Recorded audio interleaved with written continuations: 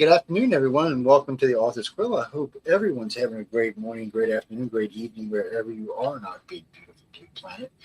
There's no place like home. Even E.T. wants to live here, people. Come on. It's a great place to live. In the universe, I mean, when you see Earth from above, it's really, really a pretty planet. It's really pretty. It's gorgeous. The whole theme there of Jed O'Heller and Mission Earth. He says it's such a pretty planet. He wants to save it and keep it from destroying itself with pollution and everything. He says it's such a pretty planet. He says that throughout the whole series. But anyway, I cut you off. No, that's okay. I mean, I've seen it from 85,000 feet.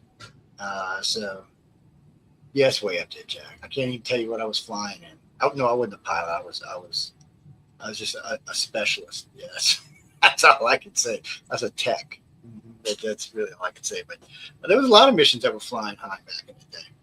Now, not so much, except when we go in space. I mean, I watched Elon Musk launch the new prototype 3 Starship the other day. You got too much money when you just bring them back and crash them intentionally.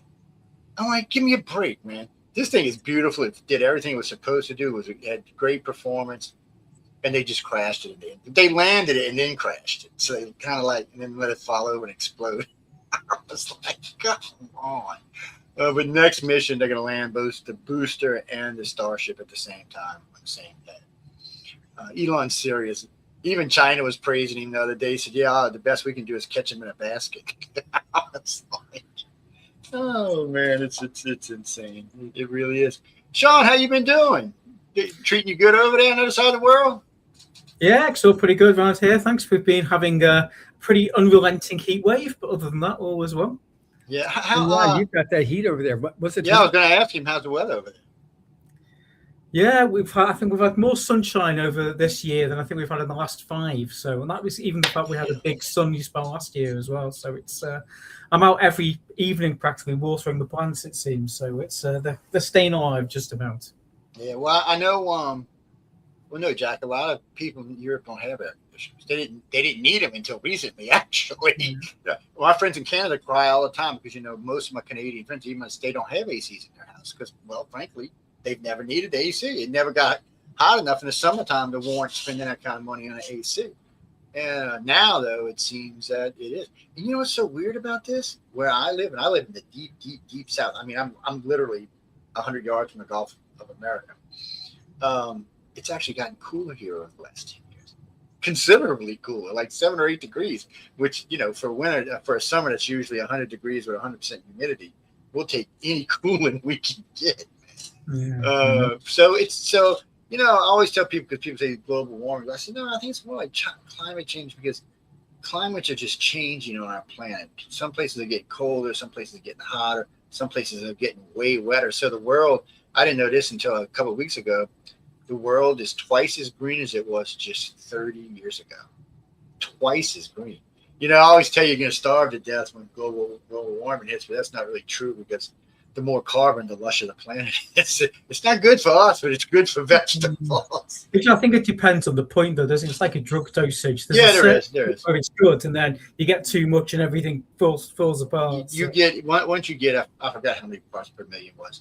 But nothing that we could produce. It would have to take a catastrophic event, something from space or something, to cause that kind of carbon. Because the oceans are really good. Like that big carbon bubble everybody was complaining was going to kill us. And right as the Pacific Ocean just ate it. It burned it. It was gone. And it's like the ozone layers. I mean, we were all told in the 70s we were going to die and burn in flesh. And, of course, none of that turned out to be true. But that's because let me finish. That's because we changed agreements, wasn't there? And they reduced. Yeah. Well, we changed our ways. Yeah, that's the reason why. But there's still these huge islands of plastic. They're just floating in the ocean. That's disgusting. And it's the plants and manufacturers and also the humans that think okay, it's totally fine. It's the same guys that at the stop sign open up the door and throw it in the McDonald's bag. They're disgusting people. I had that Brent guy on, the guy that's out there collecting it right now. He's an interesting chap. He's extremely hyper, but he said at the rate they're going and they're getting more money every year, he said if it's just his company, it'll be 300 years before they clean it all up. It'll be 300 what? Yeah. So he's out there. He's got these machines and these nets and these things that they herd it in and they pull it in and they bring it and process it as plastic. And by the way, what they found is recently, well, a couple of years ago, they found a microbe that actually eats plastic, living in the ocean, eating plastic. So Mother Nature eventually will take care of this herself. But now that we know about this, this should be something that we just deal with. I never liked the idea of what was that? Oh, we're going to give you a plastic cup that's going to disintegrate in 3 years. Well, screw that idea, because I'll probably get a 3-year-old cup, get a drink, and all of them a tux or something. Oh, it's, now, Joe, just no. We just need to be smart and have a way to recycle this easily. We just need. I mean, it's plastics are all recyclable, so I don't even see why this is a problem for us. We should have been recycling this. It's right. You got the lazy people that just don't. They just toss it, and you can still go now and find that Twinkie that you forgot to eat back in 1967. You can eat it again now. It's just as fresh now as it was back then. That's a sad part. It really is. Yeah, those Hostess Twinkies and cupcakes. Those are like, man. There were I shouldn't even tell you all this, but when I worked for this company where we packaged food just before I went in the military, they packaged food, in-flight rations for all the branches of the service. Hostess and Libby's, because there was so much chemical in the food, were chosen by the military because the can of Libby's vegetable, in a can no less, would last 60 years. And it would be as fresh as the day they put it in the can when you popped it open. I was like, no way. And don't get me wrong, it was good for fruit cocktail. All the products were good. They used Hershey's chocolate. They used all name brand products. So, you get really good taste and stuff, which was surprising. And they used to even taste. You don't get good food. There's a difference. No. They give you, the MRIs today are different than the ones in back. In back, they used to use steel cans and they would put real meat in them. And then they would seal them. And so you actually got real food. Today's MRIs, you can pop the thing on and it will superheat. And you get, I don't know what you get. It's food, but it's like margarine. Margarine today is made out of plastic. It's like Tang, the orange juice for space. It's weird stuff. I'll tell you that. I got right now. I can see sitting across from there are 7 cases of MREs in my thing, because every hurricane season we get a couple. Somebody brings it, but our hurricane comes, we end up with a bunch of them, and which is cool. I mean, this. I couldn't tell you what was in because I haven't been in one in 3 years, and that tells you how old their boxes are. At least 3 years old. But if you see the little crescent moon on the box, that means they were packaged in the 90s, and they're still being distributed today. But anyway, so Shaun, you're an author. You won Writers of the Future. You're here talking to us. You're like, what, 10 o'clock at night right now, or 11 o'clock at night in London? 9:30 in Liverpool. Liverpool. Okay, good. I got them both wrong. But anyway, at least I got the right continent. So it's the former continent is what it's being called now for some reason. So what are you writing these days? A little bit of everything. I've probably produced more short stories since getting back from LA than I've produced in the last 3 years. So it's been a real kind of rocket booster for my productivity. So that's excellent. Yeah. Oh, that's great.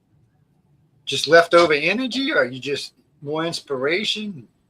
A little bit. There's a little bit of additional energy, a little bit of inspiration, a little bit. It's been nice to have the community. So obviously, I'm still in touch with all the other winners. That's been really nice. So we kind of encourage each other on.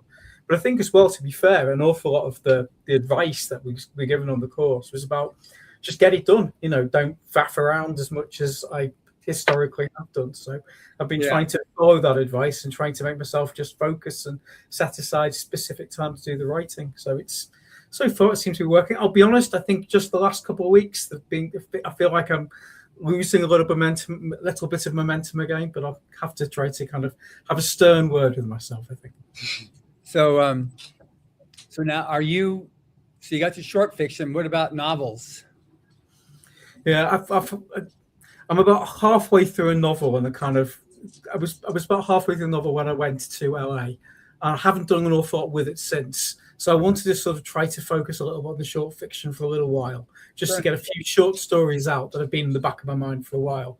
But after, I've got one more to do after the one I'm just editing now, and then I want to go back to the longer form.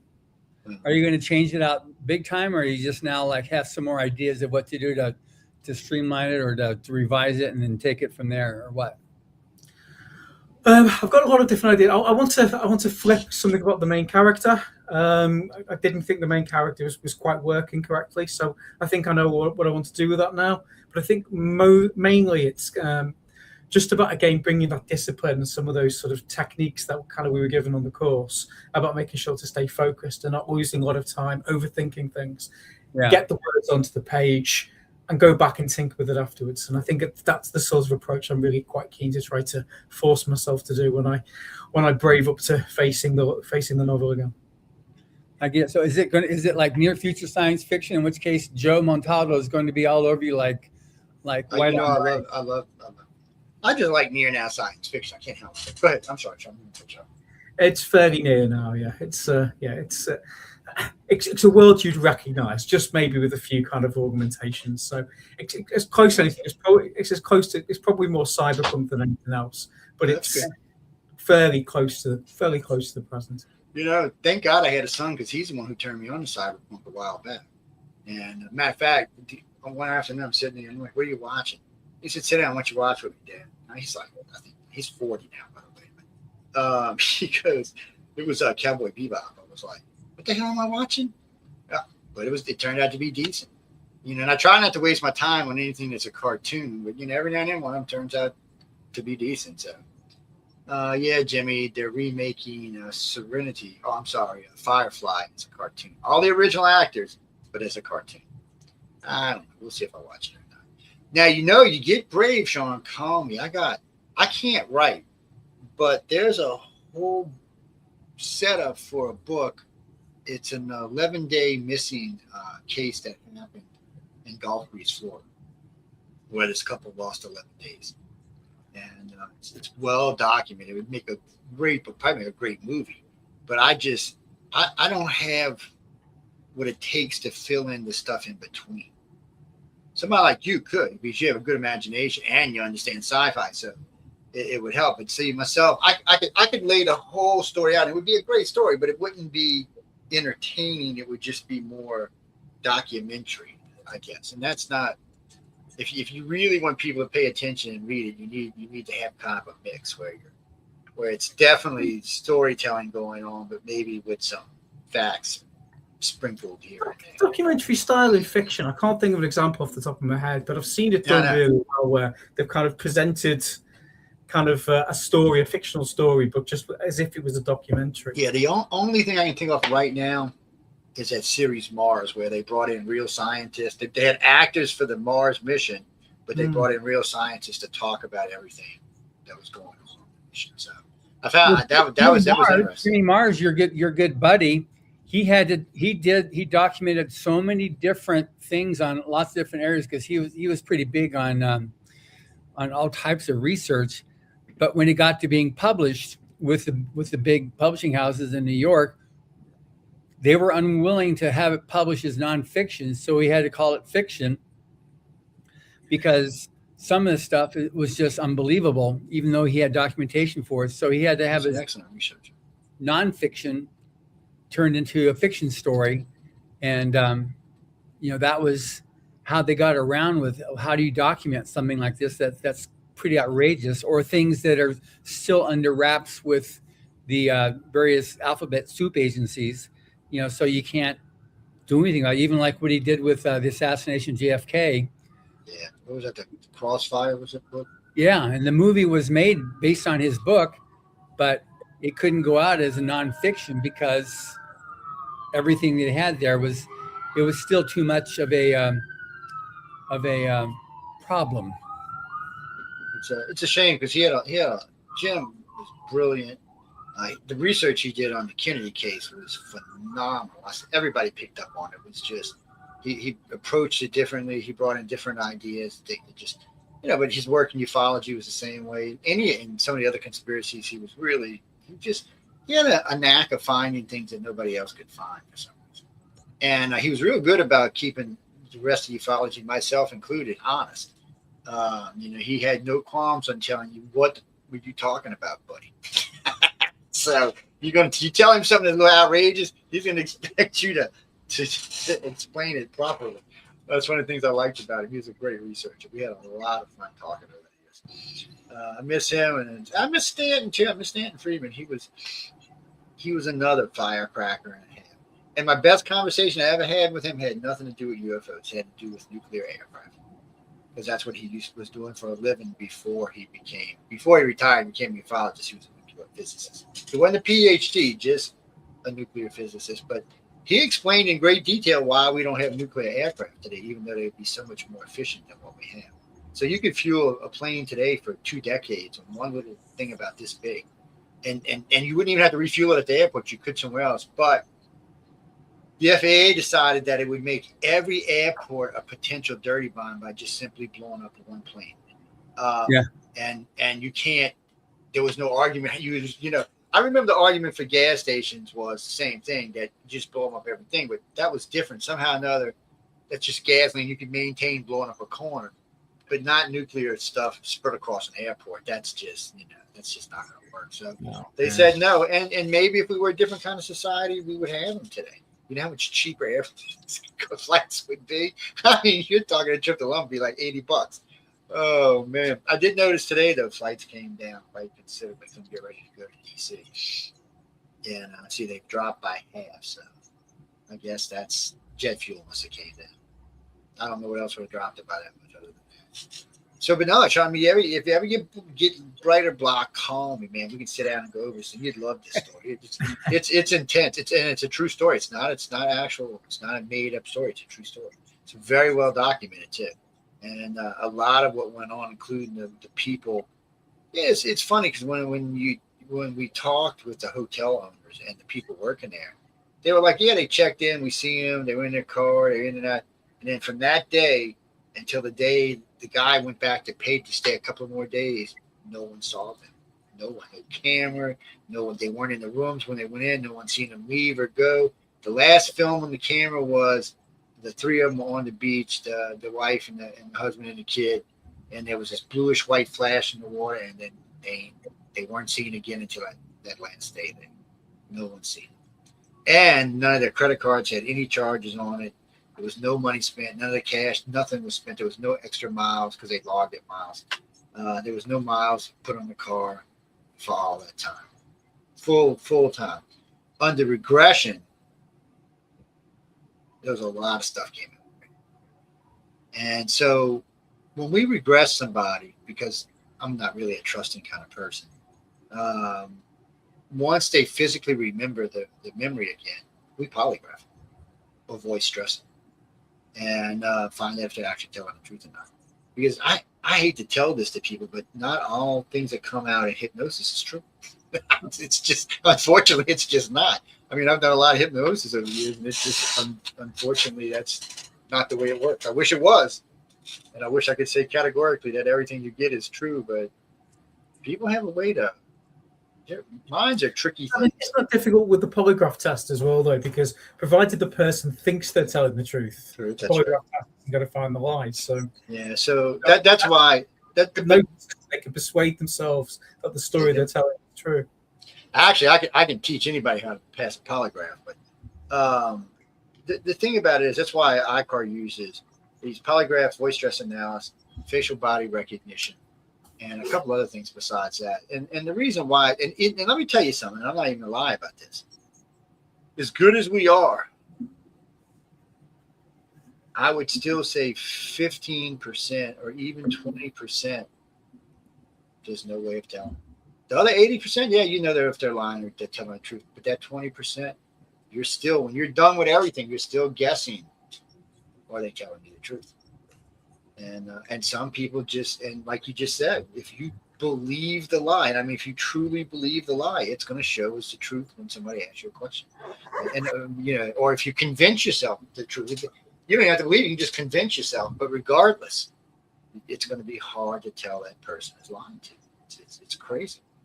Yeah, Jimmy, it's ICAR does as much as they can to get to the truth, but you're limited unless ET comes and knocks on your door and says, "Hey, Joe, let me explain to you how this actually works, my friend." No, Shaun was in LA. I wish if he ever comes to the South, we'll take him over to Gulf Breeze and let him get the bejesus scared out of himself twice. I don't know. Well, see, Galbraith is a weird place, Shaun. They show that up on a regular, on not just on a regular places, but on a fairly regular time basis. You can kind of time when they're going to be around out there, and there researchers think it's because something the government, because Eglin Air Force Base is there. Eglin Air Force Base is the largest base in the world that tests non-nuclear weapons. They don't test anything nuclear, but any other new weapon, from hypersonic missiles to everything else, is tested there. It's 884 square mile base with, I think, 105 runways, which half of don't have roads going to. So figure out what the hell's going on there. It's a very strange place. And they think that ETs show up every once in a while to monitor whatever they're doing it. And they got these weird radar, really small radar domes that are very low profile, low to the ground. Almost too low to the ground for any intense radar, because radar will kill people if it's too intense. It's very strange. I don't know what it is they're doing out there, but they're testing a lot of stuff, and it looks like they're testing radar that you can't fly below. These are coastal radar systems that I guess they're going to install that you can't fly below 500 feet margin. Why ET would be interested, I don't know, but the craft are seen out there, and both the Pensacola Naval Air Station and the Pensacola Airport have reported bogeys in the area.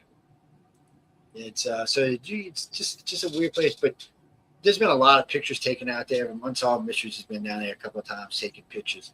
The other one, not Unsolved Mysteries, the other one's been down there, and then the mayor and the police chief and somebody else had all witnessed it one night out there. Matter of fact, Unsolved Mysteries was out there. We were on vacation, actually. And we weren't even actually looking for any ET stuff. We were actually on vacation in Gulf Breeze. And somebody said there's going to be a sky watch that night. So we went out to sky watch in the fishing pier. Unsolved Mysteries was there. Several newspapers were there. Several other TP people there. The mayor was there. Police chief was there. A couple other big names were there. And sure enough, like clockwork, 7 p.m., you seen something coming out of the back bay, glowing green underneath the water, just pulsate.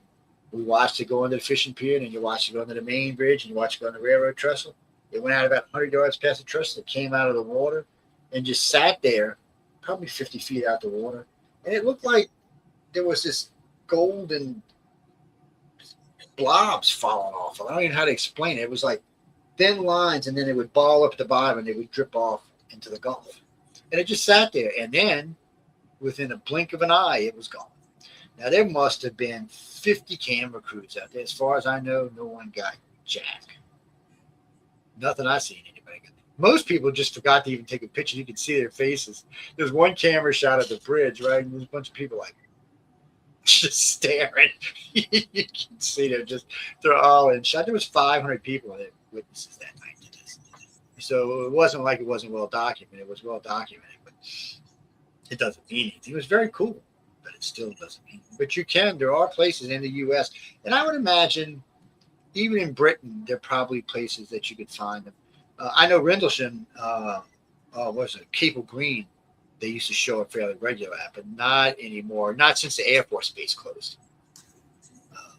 We had a joint strike base there with the U.S. and Britain, and that's the Rendlesham Forest event happened. That was over 3 nights, 4 nights. That was a strange thing, but we do hear them over England from time to time, just hanging out.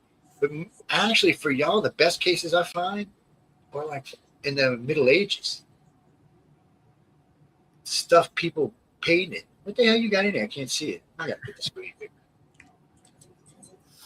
There, now I can way see. Back in time, we find Shaun with his. Oh, there we go. That's better. I can see it better now. The Triceratops effect. It's his story in this book here, which is still a new release. And Shaun did this story. It's amazing. It's a time travel story, but it's also such an amazing premise. Every now and then, not every now and then, just I'm constantly amazed, like how they think that thought. So in his story here, how you've got, the extinction of the dinosaurs, this whole thing of the big asteroid hitting and just destroying, the all the life at that time. In actual fact, that's not what caused the extinction of the dinosaurs. it was time travelers going back in time that were like bound, that they were hunters looking for, game that they could shoot, and they shot it all up to extinction. And this is the last Triceratops that this guy. That was actually a very cool save. It was a very clever idea, and so so what they're doing then is they're having to set off all these nuclear bombs to create this huge hole to simulate the asteroid that destroys everything. Is just way he did that, but then also just the humanness of it. He's obviously got experience with the kind of people that he's talking about in here. The manager and the bosses and people do as I say, not as I do type mentalities. And so it's a great story. And it was like, wow, that was so clever what he did on that. So anyway, kudos to you on that. Obviously you won for a reason, but that's the reason that I saw and enjoyed and like to tell people why they should read this book here. This is available. That was a great premise. It really was. Yeah, it's available throughout UK, and you can get it on Amazon.uk. And I think there's some different stores there. We have it, and you can go to all the bookstores. Even if they don't have it in the store, you can special order it, and they'll have it because we have it in the we have a distributor that stocks it in UK, so you can definitely get the book there, the hard copy book. But it's a great story. How many times did you submit to the contest before you won, Shaun? I think this was my sixth attempt. So my first one was in 2019. I think that was the first time I sort of discovered the contest existed, and I was never disciplined with myself afterwards, as I retrospectively wish I had been in terms of submitting as regularly. It felt very out of reach, if I'm honest. It felt like kind of, oh my God, as if I will ever do that. But every now and then I just don't think, well, I've got nothing to lose from trying. And thankfully it came good. Yeah. And that's actually a valid point. You've got nothing to lose to submit. And, so we got 2 new countries this last quarter as winners. And so we got Egypt and Romania. But it's 2 new countries. So now we're up to 54 countries with winners. Fabulous. And you just, you absolutely, if you're a writer, if you know somebody who's a writer, or if you're an artist or know somebody who's an artist, you really have nothing to lose. And even when you get up to being the status of honorable mention, you can put that in your pitch letters and you'll get taken out of the slush pile, because it's known, this contest is known as being totally beyond any type of without any shadow of a doubt, that is blind judged. And if you get any recognition, it's total meritocracy. You definitely earned it. It wasn't because you slipped a judge a C note or you are the son or daughter of some famous person, because all the judges ever see from first readers on up is a number and your art or your story. So you win only because of the merit of your story or your art. So that's when it's really good. And that's what other editors and publishers recognize too. And so you automatically have a leg up as soon as you start moving up the ladder in Writers of the Future. And we've got, I think, 20 some odd winners now from UK. And so it's really good. I think we got somebody else. Let's be honest. Historical, the UK has produced some pretty good writers over the years. Mm-hmm. It shouldn't be surprising. No, Dean, really, there's some serious names coming out of the UK, right? Really, you can't think of any writers that wrote. Well, there's this famous writer named Bill. Bill, yeah. Yeah, Bill was a great writer. He wrote a lot of screenplays and a lot of plays and stuff like that. Some people know him better as William. Yeah, I mean, but anyway, he's a little famous, just a little bit, I mean, come on. But it's funny. I was at one of these temples recently giving a lecture. They rented the hall. I can't remember the name. Some temple something. Anyway, the guy's asking me all these questions, and he goes, well, do you have to have an imagination to write? I mean, I said, write what? He's like, a book. I'm like, a real book, like a novel? I'm like, yeah, you have to. So unless you're going to do something that's fiction. I mean, something that's nonfiction. I'm like, something that you could just research out and just write it out as some kind of boring dribble. I said, but if you're going to write a novel, you're going to have an imagination. I mean, what the hell are you going to write about? He said, well, can't I just look up a subject and write? I said, you know what? I said, you can. I said, I got a friend of mine, Nick Redfern, who does that. He's somehow or another, He's a prolific writer, and he just researches a subject and then writes a part of it. It's I don't even know how. Actually, he'll usually read like 5 or 6 books, and then he'll write a book about those 5 or 6 books. And he makes a lot of money doing it. But I mean, that's. See, I don't consider that a real author. I consider him a writer, which to me is different because an author usually tends to have some type of real imagination to be good. And I could be wrong because I'm a non-writer, so I shouldn't even be commenting on this.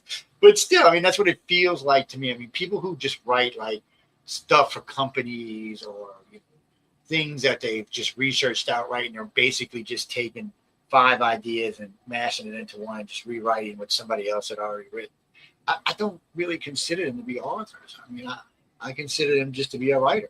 And the author, I consider that talent. It's an interesting one, though, isn't it? Because I think kind of all writers pick up bits and pieces. I think kind of all stories are a kind of a magpie collection of all, so many influences before. I think kind of, obviously I think what kind of puts the really exceptional ones is the people who do it in the most original way, or who take something that's absolutely cutting edge in the world and kind of find a way to play with that new discovery in a new and original way. So, yeah, I feel quite sympathetic to your friend. I think kind of he's probably kind of doing quite a really good job in terms of kind of identifying how to mash together those different ingredients into something that's new. Well, yesterday, Emily and I went to we got a tour of the new Lucas Museum of Narrative Art, and it's an amazing. It's like 440 acres. I mean, it's just huge. Sorry, can't jump.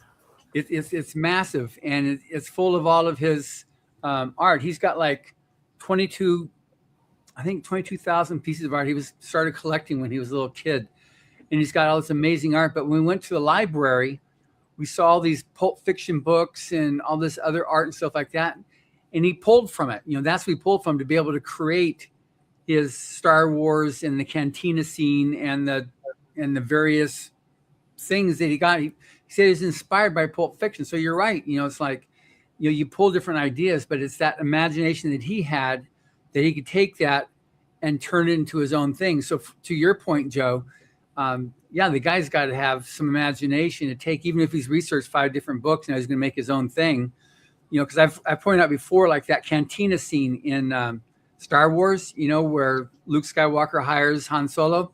That's almost word for word from an earlier book that Hubbard wrote called The Kingslayer, where the main guy there hires one of these types of pilots to get him off planet, and they meet in a cantina, and there are these aliens playing there, and it's the same type of language and dialogue, and they escape just ahead of people chasing them and make it off planet. So it was just, and he fully acknowledges, I got stuff from all kinds of Pulp Fiction and Pulp Fiction's cool. I mean, there's a lot of good material. I mean, there's a lot of crazy material, but there's a lot of good material. Yeah. That's it. Just, you just got to pick and choose. Jenny, what are you talking about? What's a cantina? A cantina is a bar that plays music, live music. Sorry, correct myself. Yes, that's basically what it is. But in Star Wars, it's that just more expanded upon. There's just lots of different aliens playing music in my head now. I'm not going to hum it all day. You'll be pleased to know. Oh my God, no! See, I hate when something like that gets stuck in my head. And it's just 2 days later, it's still in your head. You're like, come on, give me a break. I'll go actually turn on the stereo in the house and start blasting the house out with music, or go in the studio, crank it, because the studio's got 1,600 watts in it. It'll make you tone deaf. So now, Shaun, on the story you wrote, then, so you've got the Triceratops effect, and obviously, it's fictional, it's science fiction. But how much of what you did there was based on research to be able to get some of the points in, so that we'd have, as a reader, I have some real life things that I could like hold on to, that makes it easier to suspend disbelief and enjoy the story? It's a bit of a mix. I mean, I've been fascinated by dinosaurs ever since I can remember. The mass extinction events. I've been fascinated by mass extinction events for a number of years. So putting the things together, there was a certain amount of background knowledge, but there were things you sort of kind of half remember. So I think one of the things I had to look up was iridium. So kind of there's a line in the story about kind of how you layer the nukes with iridium, because I had this vague memory that kind of there was something that it demonstrated that kind of it was definitely an asteroid strike, because they'd found this sort of deposit of this rare element scattered all around the world. So then I had to think, well, kind of how can I add that into the story? How can I add those other little details to try to make sure that kind of it has that verisimilitude for anybody who actually knows something about it? And other things as well, like I went down some kind of blind alleys about trying to discover, okay, did they have trees in the Cretaceous? Because I suddenly realized I wasn't sure. I wasn't sure that they did, or was it still all just ferns? And it was just kind of things, not wanting to reference something that obviously showed I didn't know what I was talking about. I have a massive character flaw, which is I am a terrible, terrible know-it-all, and I absolutely hate it when somebody tells me I've got a detail wrong. So having to do some of that research to make sure that nobody afterwards was finger wagging me was quite important to me.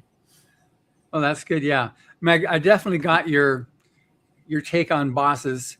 You know, the way you talk, okay, go ahead and leave. When you're going to get you said a balling or a balling out? Bollocking. So that's obviously a British term, but yeah, that was good how you did that, and just okay, here it comes. You can sense it. So obviously you've got your own experiences in life to be able to make it so like matter of fact. You know, it came very natural in your story. Jenny, I've had a few moments, Joel. What can I say? You know, kind of maybe, and to be fair, to all my various bosses, maybe it was probably more my fault than theirs. So you know, there have been times I've deserved the bollocking. For sure. Hey, Fox, how you doing? Glenn didn't know. Oh, you mean for us? No, the biggest news right now from England for us is that the King visited Harry. Yeah, there's way bigger things going on over there, but that's what our news wants to talk about. Yes, I don't know. Don't ask me. I don't make the news. We didn't report it last night. The rest of the news, the rest of American news thinks it's a really big deal. I'm confused. Thinks what's the big deal? That Charles met with Harry. With who? With Prince Harry. He's seen the kids. Okay. Archie and what's her name? I can't never remember the girl's name. Lilibet, is that her name? Anyway, he's seen the kids. For some reason here, it's big news. I'm not even sure it's that big a news for where y'all live, but here it's huge news. It's like stupid big. You just gotta kind of go. Is news cycle that boring in our country that's what we're down to, right? I mean, there's a lot going on in the world. You think they could find something? We're more obsessed with the World Cup at the moment. If it wasn't for the World Cup is great. Yeah, Yeah. It's great. I seen France. What, France lost the other day? Is that what happened? Oh, they were rioting in the streets over there. Yeah. It's England losing, Joe. That's the really painful thing. So well, yes. The way that goal and we just completely capitulated. That was very painful. I bet you it was. And I got a lot of friends in England. That's why. So it's like, who you pulling for? I said, well, I got to pull for the Brits. That's where the majority of my friends live. And he's like, oh, no, you got to pull for this. And I said, no. I said, actually, what's nice for Americans with the World Cup is we don't actually have to pick a team. We can just root for everybody. Well, I mean, they say you got to pick America. Nobody expects America to win the World Cup. I shouldn't even say that aloud, but we really don't. We haven't been playing that kind of football long enough to be that good yet. Let's be honest about it. It's 60 years since we lost one, so you know it's kind of it's dragging on a bit now, to be honest with you. Yeah, I know Emily. Canada they went as far as they've ever gone before. You know, which was good. She's happy about that. But then when USA got bumped out, then she started. Then it wasn't so much a country; it was Holland. You know, just like because he was so spectacular what he did there, and he was, his sportsmanship that he had on that, and I mean, he was just this big guy, and it was fun. He made it entertaining what he did there, which, at least in my office, once everybody lost their teams, then it became, okay, yeah, we like Holland. Not so much of his team, it was just Holland, because he was. Everybody got their favorites. The problem is kind of he plays for Manchester City in the UK, which has kind of has been Liverpool's my team's biggest rival over the last few years. So I don't like him. Okay. I'm sure he's a lovely guy, really, but kind of for the team he plays for, it's a problem. Yeah. So, and for us, I mean, we don't follow football or soccer, so we got this 2-week or 3-week period, like, oh yeah, and then it's over with. Okay, good. So, we have the games on during mealtime and when people are doing that, and the game today starts in 9 minutes. And so everybody's, tracking that to see, okay, what's going to happen there. But it's like, I got to say though, man, I feel sorry for you Europeans, man. No drive-throughs. What? That's uncivilized. He's not European. Hey, he's close enough. They don't have no drive-throughs in Britain either, man. Look, I don't get the no drive. I understand y'all, everything's compressed, but you can put a drive-through anywhere. It's like, and it's so funny. And then no free refills. What kind of bullshit is that? Everybody should get free refills. I'm like, they're more commonplace now than they were. Good. That's a good thing. I know. Making some strikes towards civilization, Joe. Yeah, who was it? Progress, It was. No, who was it the other day? Somebody really famous, and then it was going to, man, whoever invented ranch, I want to kiss. I'm like, what do you mean? Who invented ranch? Been around like 50 years. What are you talking about? It's just things like that. And that cane sauce. Come on. TSA had to tell people to stop bringing cane sauce and ranch in their luggage. That's how bad it got. I was like, what? There's some things that we just take for granted, I guess, that we don't realize. Well, we had somebody that we brought in a few years ago from Ukraine, and we were staying at the Lowe's Hotel, and so he'd go there for breakfast every morning, and he would take all the jams, and he just loaded them into his bag, and then the restaurant got up and says, "Excuse me, but this guy keeps on taking all the jams." And we asked him, I said, "Well, it's free, isn't it?" He said, "No, it's for your toast when you have that." But he just kept taking it because they didn't have it in Ukraine. So he thought it was great, all these little packets of jam and honey, and he just would load it up every day. He'd go to different tables and take it off and put it in his bag. Oh, Lord. No, it's definitely different. I mean, visas in the United States are up 1,100%. So a bunch of Europeans are going to move here. But I understand it from there because I know this. Unfortunately, there's some bull ass going on in the press because there was the apology tour, which cracked me up. But so you've got big wigs from Europe and just regular people apologizing to America for the way the media's been treating us. But in all fairness, I mean, media's treating y'all exactly the same damn way. Yeah. The former colony, the former continent, the old world, they've been screwing things up for 6,000 years. Let the new world do it. Yeah, of course. I mean, that's just asking for bad feelings, man. Let's be honest about it. All I know is I got a lot of friends that live in Europe, and I don't find them much different than Americans, except for maybe in our choice in foods. Other than that, attitudes are pretty much the same. They love their family. They love their country. They love being alive. It just seems to be a solid basis. So I hate when I'm watching media. And that's what actually got me into the news. So at least we can report the truth for a while. We played 300 clips since the World Cup started on people talking about their trips here, going back, even negative ones. We played those as well. Most of them are positive, but still. My favorite ones is the ones who are home now going, I want to go back. They're great, but it's so much fun to watch. I very much enjoyed my last trip to the US, but home has some comfort. It's fun. But I mean, it's not home, It's I tried to have a cup of tea at one point, and I put in half and half. Thing is what we Brits call semi-skimmed milk. It wasn't semi-skimmed milk. It was very creamy. It wasn't quite. Yeah, no, half and half is just simply half cream, and I think they use regular milk. I found that out. Yes, it. They use regular milk. Now, if you're down in New Orleans and they make coffee has chicory in it down here. It's a coffee and chicory, so it's really potent. It makes cappuccino look like it's for girls. This stuff. So they cut it with steamed milk, half steamed milk. They tell you it's steamed milk, but it's actually steamed cream. So they cut in half your cup of coffee with cream, and then they bring out these big powdered donuts. It's like a sugar rush, man. It's insane. You probably get more calories out of that little 3 beignets and cup of coffee than you do the rest of the day. Oh, it's insane. But when I go to London and I want a cup of coffee, it's only milk. They don't have cream or half and half. So, I experience the same thing. I like that. For me with coffee, and I only use a little bit to make it a dark brown instead of like a black type thing. But it's a different sensation on my tongue than tea. Tea is like water. Not if it's made. What? I like it. Not if it's made. I keep in the house right now, there's a whole gallon of sweet tea in the refrigerator. I make it like once a week. Oh, sweet teas is totally different. That's like its own thing. Yeah, and then I grew up. Because part of my family was from England. I grew up they drank tea twice a day, and so my mom didn't like a weak tea because she said it tastes like water. So she was more of a stout tea drinker. She would cut it with cream and like one thing of sugar. But I got to where I really liked it as a kid. But now it don't matter what I'm drinking. If I'm drinking coffee or tea, I use either ice cream creamer or sweet creamer. One, it helps me cut down on the sugar, and two, it is really good. It's probably too much for a normal person, but I really enjoy it. And I found it by accident. I was driving home from some lecture tour. It was like 3 o'clock in the morning, and I stopped to get a cup of coffee, and it said ice cream creamer. I'm like, okay, let me give this a try. That shit had me humming.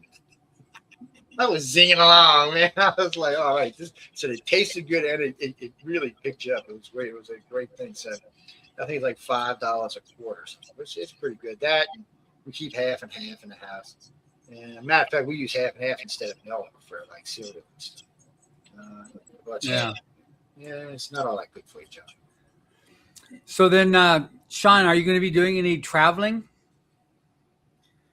I think I've travelled out, so kind of obviously with the big trip to LA, that was kind of mine and my wife's main holiday for the year. So, but we're going to the Lake District in the UK in a little while, so that's a really beautiful part of the country. So we'll be staying in a hobbit hole, so which will be wow, quite appeal. So it's literally a kind of built into the hill, so it is a really really great place.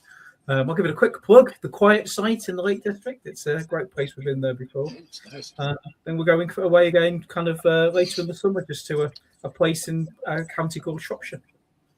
So then you've got, what, 2 kids? 2. Although one of them is now 18, so kind of not really a kid anymore. I know. When I get older, you're like, when my son hit 40, I said, you're making me look old, you bastard. That's like, I said, I can't admit that I have a 4-year-old son. If anybody asks you, tell me 30, man. It's like that. And then one's 18. How old's the other one? He's 14 now. He's been in China, so he's just come back from China. Man, he must have loved that. He had a fantastic time. So yeah. China's definitely a different place. It's definitely a different place. The UN had put out that more people like China than the United States. So I wrote to the UN. I said, well, how come China gets like 5 visas and we get like 5 million? Like, would you like to explain that? And they didn't. Some half-ass reply back with nothing of any consequence. I was like, yeah, that's what I thought. So, but I learned you can't just let things slide. Because if you do, they'll just make more and more bullshit BS. Jesse, Shaun, you have a website, don't you? I do. Yes, because Jesse was just asking for. Oh God, sj.stevenson.org. I think. Give me 2 moments though, because I take your time. Sure. Crap, I can't remember. It's let me grab this. And then yesterday we had because we have one of our winners from this past year, Kathleen Powell, I think it is. She was one of your fellow winners, Shaun. She was, yeah. And so she did she talked about her story, saffron and marigolds, and it was in it because she was on a morning news in her hometown, and we were going over it and said, okay, we're drilling before she did the thing. She said, look, they're going to love your story, your creation story on that, because the previous year, the L. Ron Hubbard essay in volume 41 was circulated. So she read that, and it talked about you can be in your hometown and you're a writer and you're doing all this other stuff. And then someone else comes in, sees this, talks to that person and puts together, and they write a story about your town, and it sells and they do great. And it says, hey, why didn't I do that? And so she decided to take that to heart. And so she wrote a story about her town and the magic in her town. And when she started talking to the show hosts about it, they were just like, they were fascinated. They said, tell me more. And this is great, because it's, sometimes in communities, you only, especially if you're news, all you hear about your own community is all the bad news, because that's what news is. That's what people specialize in, is just the horror and the bad news and this and the other thing. So she was doing that, and they were just, I mean, she's such a lovely girl too. You know, she was just so nice and so, you know, well-mannered and well-spoken. So the interview went on for several minutes. And then today she's got the last hour of her book signing that they were promoting that's happening there. But that was for her, the essays, she applied that, and that's what, you know, won her the story. Was there any particular essay that stood out for you in the either online workshop or the course that you did there when you were here for the workshop? I don't think there was anything really specific. I mean, kind of, I've got a lot of years on Kathleen, who is, as you say, but kind of it's one of these things. Kind of, you pick up when you're interested in writing, you pick up an awful lot of things. But I think what really struck me in kind of the breadth of all the different essays was kind of in every single one there was like a nugget or something. I thought, oh, that's interesting. I hadn't thought about it that way before.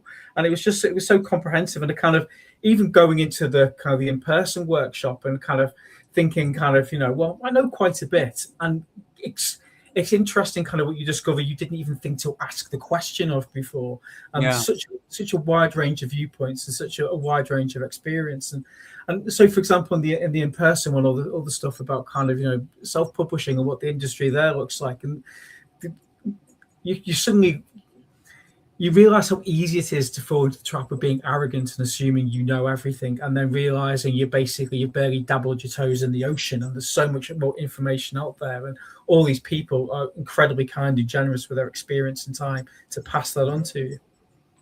Yeah, I did. Last week's podcast I was had with the director of the Ingram Spark program, Davina Allen, and it's amazing just what, you know, we discuss, and how to be able to self-publish through Ingram Spark and all the different things that they're adding to it to make it more possible for an author to be able to publish their work and get it out there. And now they're about ready to go into audiobooks as well for self-publishing.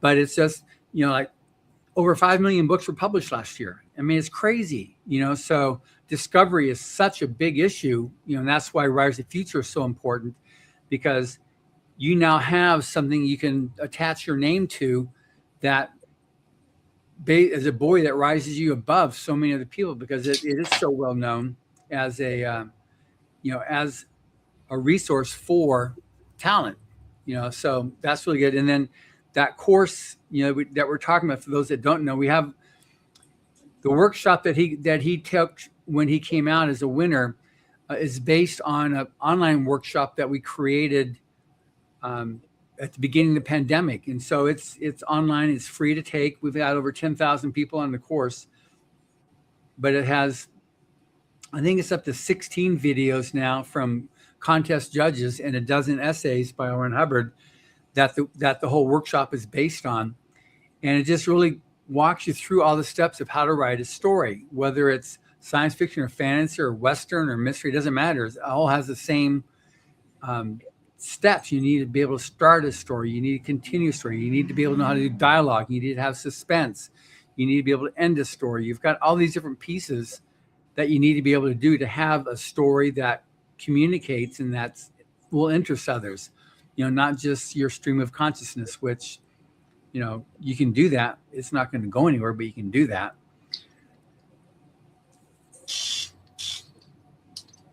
Yeah. It's a craft, isn't it? So kind of this, I remember seeing an analogy once where kind of it was all about putting, spinning your toolbox with you, and kind of you kind of have a whole different range of tools within that toolbox, and you bring it with you at all times to kind of you, whether a different way of doing dialogue or a different way of kind of not using description in a passive sense, but making it part of the direction of the plot and kind of weaving that description into action happening. And it's kind of really fascinating how all these different people give you those different steers, and the next time you write the next draft, it's just that little bit sharper than the previous draft that you would have written previously before that advice. You keep everything much, much tighter as a result of that guidance. Yeah, and plus, as you're writing, you know, you're getting sometimes these datums or these thoughts from these famous writers who are teaching you, and you go like, I have no idea what this has to do with, but I'm going to write it down. And then, a year or 2 years later, all of a sudden, that's what he's talking about there. Yeah. That stands up. But that's what's amazing with having such a variety of judges there. They're speaking to you, because one guy will say, traditional is the only way. Independent publisher is the only way. First person, forget it. Third person is the only way. It's like you get all these different things that you get like, wow. So you work out, it provides you with definitely a conclusion that there is no one way to do it, but all these things are workable. So work out your own way. Yeah, you can get that range of tools, and then how you then use those tools that you've been given, and it's then up to your own imagination and what works for you. Yeah. So welcome, Arthur. Welcome. Thank you so much for having me. Yeah. So Shaun's in the UK, and Arthur is are you in Pennsylvania right now? Yep, Philadelphia. Philadelphia. Okay, good. So you're on the other side of the pond. Same flag colors. Blue. Exactly. So Arthur was just recently on the Rising Future podcast, and he's like he's crazy busy with all of his art, and he does a lot of these murals, and it's what we've street art, and he cleared up my confusions that I had on street art. Like I used to always think it was like just not legal, and he said, no, you totally legal. You just have to work out how to do it and where to do it, and then it's totally good. Yep. As long as you don't get put in jail, it's legal. My daughter-in-law would love you. Ways to get paid to do that as well too, which work out better in the long term. Yeah. So, but he was in France doing a whole program there a couple of years ago, and then he's just been all over training. But he's got quite the career going. So you won, was it 2 years ago or 3 years ago? 3 years ago? Yeah, it was the 2024 ceremony. Okay. I got the notification in 2023. Yeah. Yeah. So then you did a piece of art. You've done another art, right, for us? Yeah, the art for Galen Westlake's story, The Imagulus. Yeah. Art for the anthology. So a really fun story about keeping imagination alive no matter how old you get. So my piece shows an old man in front of an imaginary panther as he's trying to escape from it inside of a senior center. And the message was, no matter how old you get, you can still preserve your imagination. And I was talking to Galen about it, and it speaks so much to dementia and things that people have to do to keep their memory alive at older ages. And imagination never dies. So it was a very fun and meaningful illustration to contribute to the anthology. Yeah, I'm trying to find it. So it's here in volume 40, right? Yes. Cool. Yeah. I think I know the image because I've got a hold of a copy of this recently. Yeah, this one right here. Yep, that's the one. So vivid colors to really emphasize the imagination, and that imaginary panther, I don't want to give any spoilers, but plays a key role in terms of him finding his imagination in that story. Yeah, it was really good. It was a great story that he wrote, and obviously a beautiful piece of art that you did. Thank you. Yeah, I thought everyone really contributed a different view with the illustrations to the stories. When you read them, you have your own imaginative view of what these characters look like. And then the images bring another perspective. They say a picture is worth 1,000 words, but also a good word is worth 1,000 pictures, if it's put in the right place. So I really think the two combined was a great collaboration for the anthology. So really glad to be a part of it. Yeah, and that was awesome. It was a lot of fun. So what are you doing this summer, Arthur? Yeah, this summer I'm developing a mural for elementary school called Blaine Elementary, and it's a mural of students learning in an imaginative way. So as they're learning about the constellations or the stars, those are appearing behind them, like in another universe, or as they're reading, the universe or light bulbs, planets, stars are coming out of the book. So another way to captivate young students into the excitement of learning. And the murals are bigger than life size, so they serve as visual portals into discovery and learning. And so that's scheduled to be finished by the fall, around October. In addition to that, I'm completing a picture book dummy for the illustrated fantasy book that I'm working on called The Legend of Doran and Estelle. It's a middle grade fantasy that's illustrated by me and also written by me, a tale of two kids from opposite worlds that go on a journey to save their pets, but also use their inner light to defeat evil. So a good moral of using light to overcome darkness as opposed to hate. It was inspired by the MLK quote, darkness cannot drive out darkness. Only light can do that. Hate cannot drive out hate. Only love can do that. So I'm finishing up the picture book dummy to be able to share at the SCBWI, it's a children's book conference, in the winter in March. So that way I'll be able to show with different art agents, editors, and art directors at the conference. I've been sharing locally with agents in the meantime. So I'm having a lot of fun with it. Wow, that's cool. So you're going to have your first children's book coming out then? Yep. So yeah, 2027, I'm planning to share it with different publishers, agents, seeking publishing. And by the end of the year, I'm planning to put it out, whether through an industry publisher or self-published by the end of 2027. Are you in touch with Brittany Jackson at all? Definitely. Yeah, I stay in touch with her. I just saw her at the African American Children's Book Fair. I believe that was last year.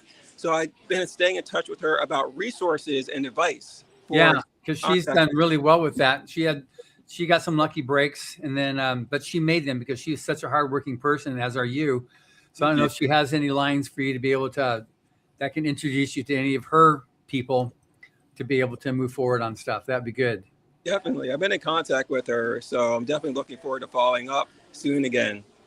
Yeah, she's such a lovely person. She really is. Yeah. I was her +1 when she was up for the NAACP award. This is half a dozen years or so ago. So she called me and said, can you be my +1? I said, of course. So that was a lot of fun when we went there together. And so it was good. She grew up in the projects in Detroit, which is a very poor area of Detroit, but she was just like so dedicated. And then when she got the grand prize, she got the $5,000. She used that to help her pay for school and buy some equipment because she, like Larry Elmore, when he started, who's a very famous artist, he used to use the boxes that because he had a single mom, when they get their groceries once a week, it would be delivered in a box, and he'd have his pencil and he'd whittle it and then he'd cut the box up into all the different panels and he'd draw on both sides. And that was his work tools that he had. Oh. Because they couldn't afford anything else. So he did that. And then at the end of each week, then he'd get a new box and you'd have a new set of his palettes to be able to sketch on. But he's so amazing. Incredible. And you see people using the resources that they have, what we have. And I remember even hearing an interview with B. Jackson saying that she chose digital because she could afford the supplies for it. Yeah. You didn't have to worry about paint, paper, all of that.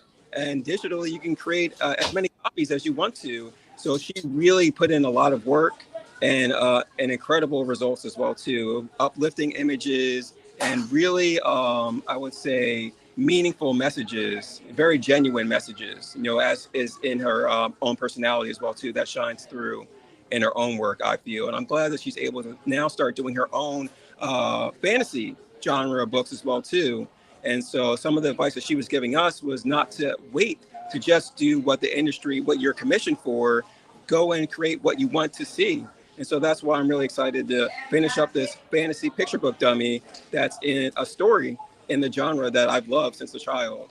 That's great. So, really glad sorry, guys. I'm really sorry to interrupt off. It's been lovely meeting you, Joe and John. Thank you so much for having me. Thanks for joining us, Sean. It was great seeing you again. Anytime, baby. And if you got anything new, just always text him. We'll just drop. Remember, he needs a ghostwriter, so his ghostwriter is going to. Sooner or later, I got to do it. I don't have a choice. It's one of them things that works kind of forcing me to do it. Good night, Sean. Thank you very much. Thanks again, Sean. Take care. Jesus. Jesus. Okay, push the button. Find the button. Okay, good. I moved him before he said something, got him in trouble. Exactly. Yeah, the other project that I didn't mention at first is I'm also developing and designing a mural for the 250th that my dad's Senate office sponsored. They found a grant. Him and Senator Hughes got a grant for a mural showing a new declaration signing with diverse people signing a new Declaration of Independence to show how the nation is changing, how the demographics, the population of this nation have changed since in the past. And so I'm one of the artists designing it, as well with another artist that's worked with mural arts in the past as well too. So that's also planned around either the fall or winter for the final painting of it as well. But that's cool. For this time of year, and showing that it takes empathy among people of different origins, different backgrounds, to be able to move forward now, because the population has changed drastically since 250 years ago. Oh, that's for sure. I mean, then it was like, what, a couple thousand people, and now it's 300 plus million. Yep. And so much more diversity as well, too, at this point. Representation and a lot of the foundational ideologies that this nation was founded upon, like all people are created equal, are still very liberal now. Those are very liberal views now. So for people to be able to unite around them is going to be meaningful for people to see, to rally around, to have more solidarity. Yeah, I think it was all people are created equal under God. So that's, that's a concept that's also is sometimes gets challenged, but it's definitely something that having that grounding I think is important. Yep. At least in terms of the general ideology, that everyone has the same level of dignity. Yeah. But I also think, so I'm definitely interested in granting people dignity if they are dignified. Right. If they're slum dogs, then I don't feel compelled, like you see it here where people have a feeling because I'm here, I'm entitled. I don't hold that perspective that people are just entitled because they're people. That you like right now, you're succeeding because you work hard and you've persisted over the humps, and whatever barriers you've had to overcome, you've overcome them and you're continuing to overcome them. I validate that and I recognize that people win the contest not because they're entitled, it's because they submit and they beat out 10,000 other people, and because they work for it. You work hard for what you do, and people that write, they work hard. And that's why we're definitely not into validating the people that want to use AI to create their art or create their stories. We're interested in actual real life talent. And that's what you do. And I mean, especially with what you do, you can't do an AI thing. Okay, now I'm going to go do an AI mural. Exactly. And it holds more, like you said, value in that way, too, because it's also not just the image, but the story of the person behind it. Yeah. And what they can share about that story, their journey, and how that also informs the visuals, what community had a part in it as well, too. It can be so much broader than just a single image. Sure. And that's what makes good illustrations so good, because it does tell a story. And it's not just, here's a picture or here's fine art, because fine art is different. Fine art is beautiful, but it's not illustration. Illustration. And if you don't get a message out of an illustration, it's not illustration. It's got to communicate a story or a piece of a story, so a snapshot of a book. And that's why, with Illustrators of the Future and Writers of the Future, why it's so significant that, you're creating an image for somebody else that helps to communicate their story. And so your image definitely showed that, you have this old person there and he's got his imagination, imagination is very vivid and alive, and it's very real, so, which is great. And your other art that you've done has just been, just so good, because I've seen a lot of it in your website, which is arthurhaywood.com. Yes. And thank you for the kind words. Yeah, which is great. And it's great because you've got parents that are very into first of all, into supporting you, but into the arts and into celebrating the arts and literacy. And that's really important too. So, your dad's, both your parents, because I met both your parents when you were here. Yep. And it was, they were very, very cool. And we did that one podcast with your dad. Your mom was sitting in the back of the room listening in, but it was just me and you and your dad chatting with me, which worked out, was such a fun interview. It really was. Yeah. One thing I want to be able to, maybe, later on this year, we'll get you, and because there's another illustrator winner now from your state. Yeah, I remember you mentioned it in the email. Their work was incredible. Yeah, so we'll set up a time too, so we can have the Pennsylvania. I got to work out whatever type of whatever word goes with Pennsylvania. Pennsylvania Union of Illustrators. There we go. Yes, we're unionizing. Yes, the Pennsylvania pair. Something like that with for illustrators of the future, so you can talk about it and let them know what they got to look forward to, and you can share each other's, stories about your growth as artists. So is he near you? I'm not sure exactly where the other artist is located at in the state, but I'll definitely be able to catch up, at least via email in the meantime. Yeah. Their work was incredible, very vivid colors, and it really immersed me in the scenes from the examples that I saw online. Yeah. Well, that's good. Yeah.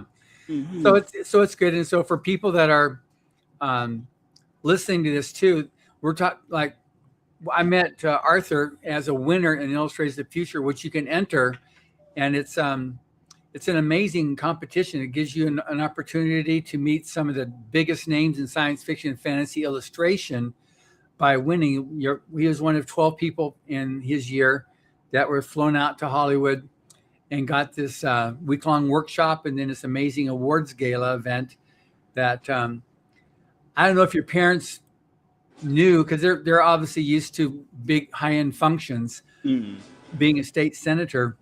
But I don't know what their reaction to when they actually saw what was going down. Like, it was a big deal. It really was a Hollywood bash that's comparable to the Oscars in terms of the media coming and the black tie and just the recognition that you're bestowed by the elders of the genre.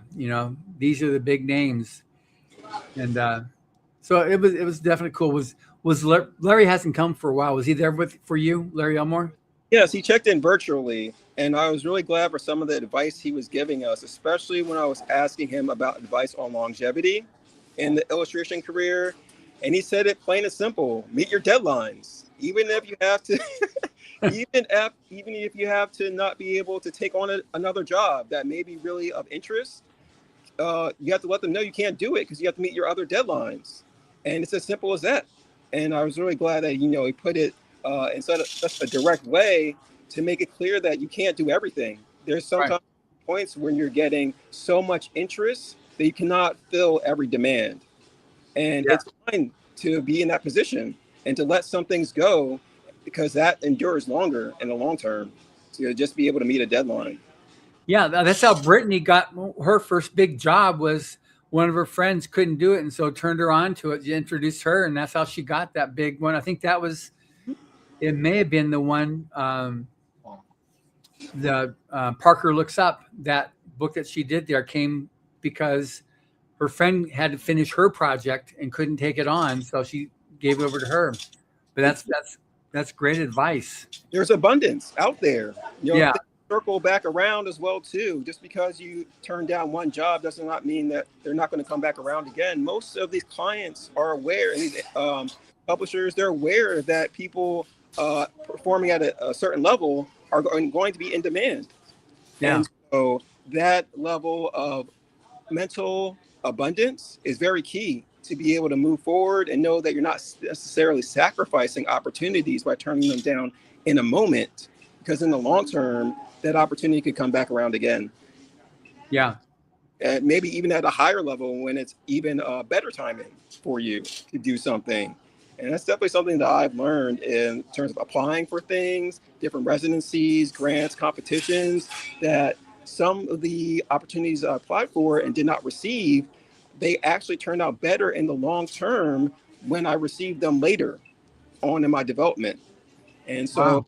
perceived barriers at a certain moment in time are not necessarily closed gates, as long as you continue to keep moving forward. Because a lot Yeah. of what people see when they finally end up developing is what you've been doing in the meantime.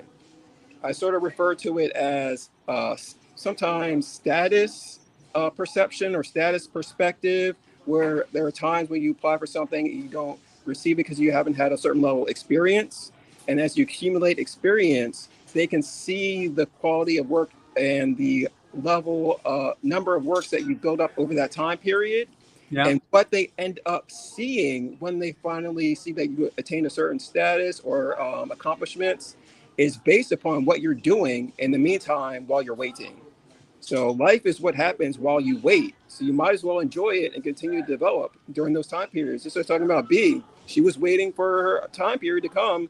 She had built up her portfolio, doing numerous books that she was doing for, she's saying, that weren't as paid as well as Parker.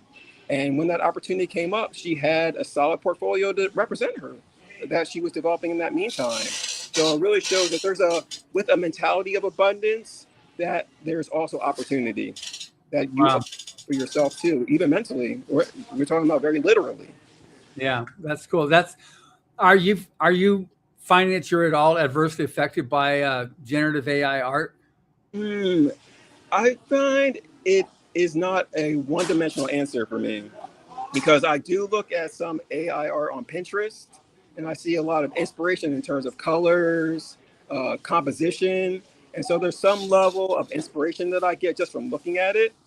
In terms of using it, I'm not on that end of the spectrum in terms of using AI. I know some artists that I've been collaborated with that use AI in order to generate designs for me to paint from. And that is a very, I guess, minimal level of interaction or influence of the AI, Yeah. my process. But those are normally projects where I'm taking on as like the assistant. So in terms of my own personal art, it hasn't impacted that much. I've seen more of an inverse effect as more AI and backlash from AI has come out. A lot more project managers, art directors are very explicit on making sure that artists are not using AI. The ones that they're hiring are not using AI art at all, and checking based on references and process images to make sure that the artist is creating either a traditional piece or a handmade piece of art. Because a lot of the people, especially in the, I would say, the fantasy genre, people who consume a lot of this art are in generally very artistically aware. Even the people who attend conventions, people who are into just the fan cultures, they're generally aware of the artist's process, and at least in a general way, and are also or they're for those artists being compensated and those artists being able to continue creating what they've made. So I think in the fantasy genre, it's a bit more sensitive in terms of the AI backlash because they're aware of it. So maybe in genres such as editorial, where there's a broader consumer, people are just reading a magazine or newspaper, there may be less backlash in those industries or those sectors. But I think in the fantasy genre, there's much more awareness of artistic process or artistic input in terms of final images, final product. People who play Magic the Gathering, they're aware that people are actually creating these images and they want to buy the originals as well too. That also forms a part of that market. So I think a lot of people who are into the fantasy genre are more aware. But another backlash that I've seen is as AI art has gone up in value, traditional art also goes up in value because it becomes a scarcity. And normally when things are scarce, whether it's in fashion, stocks, or food, they become of a higher value because there's less of it. It's more rare. And so I've seen much more of an interest in people wanting to collect actual traditional art as a result of the backlash to AI art being generated and created and sold at this point. I've noticed a decrease in the interest in NFTs in the past, I say 5 or 7 years. I remember like 5 years ago, I was getting like emails maybe like every other week about somebody interested in an NFT. And that has really decreased. I think it was more of a trend, just sort of like this AI art. has become more of a trend, and it has a short-term resolution. But as we were talking about before, it has illustration, has multiple layers to it. It's not just the illustration, it's not just the writer, it's both of those individual stories, their backgrounds, their histories. If they want to do an author tour, they need that actual person present to be able to speak about their work. And AI art just doesn't have that capacity. It exists for a short-term product, but in the long term, in terms of connecting with people who consume books, people who are into the genre, it's more so limited. Those are a few of the observations that I've had about it that I've noticed, and I'm sure more will unravel in the meantime. I think there's a lot of environmental concerns about AI and resources that AI takes up, especially as we're seeing more of the effects of, the heat waves that have been happening this summer, the wildfires. Climate change is very real, so I think the environmental concern for AI art is also very prevalent at this point as well too. Got it. Now, Joe, where he is by New Orleans, he's got these artists they're lined up on I don't know if it's on Bourbon Street or wherever it is, but these guys are pulling a pretty penny doing these paintings of they made some money. Going back for a minute, back to AI for a minute. Couple of things. I'll bring up some speeds and some stuff. AI art is interesting. If here, let me show you. So the reason why it gets used is because of this. This banner you see behind you is an AI banner. It took 0.1 seconds to create. So it makes it hard when you have to pay somebody, because normally in the old days we used to pay for banners, anywhere from $100 to $500 a banner. Today, it's built into the software we use to run the station. It's not even something you have to question. You just type in what you want, and it'll create as many times as you want it to. So it has a big plus there. Now, because so many people have been complaining about these AI centers, our evil Drax Emperor Elon is sending them to space. So he petitioned the government yesterday to put 100,000 satellites in space. He currently has 11,000 satellites in space. So if you ever take the time to look at his map and start clicking the overlap, he completely it covers the whole world in overlap and satellite. And the only two places there's not is at the very top and bottom of the planet. There's a little hole at the top and bottom where he's not covering, but everything else is seriously covered. But what he wants to do is, because he agrees, one, if we keep using data centers on the planet, it's going to drive the cost of energy way up. It's going to raise the heat and drive the cost. So it's easier to cool these things in space, and they can get the electricity for free. Put a solar panel on it, put it in space. So now you've got this high-end AI supercomputer running in space, super cooled with free energy. Let it go.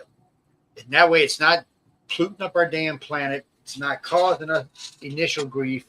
The only thing it bothers me about this is they're talking about systems that are huge.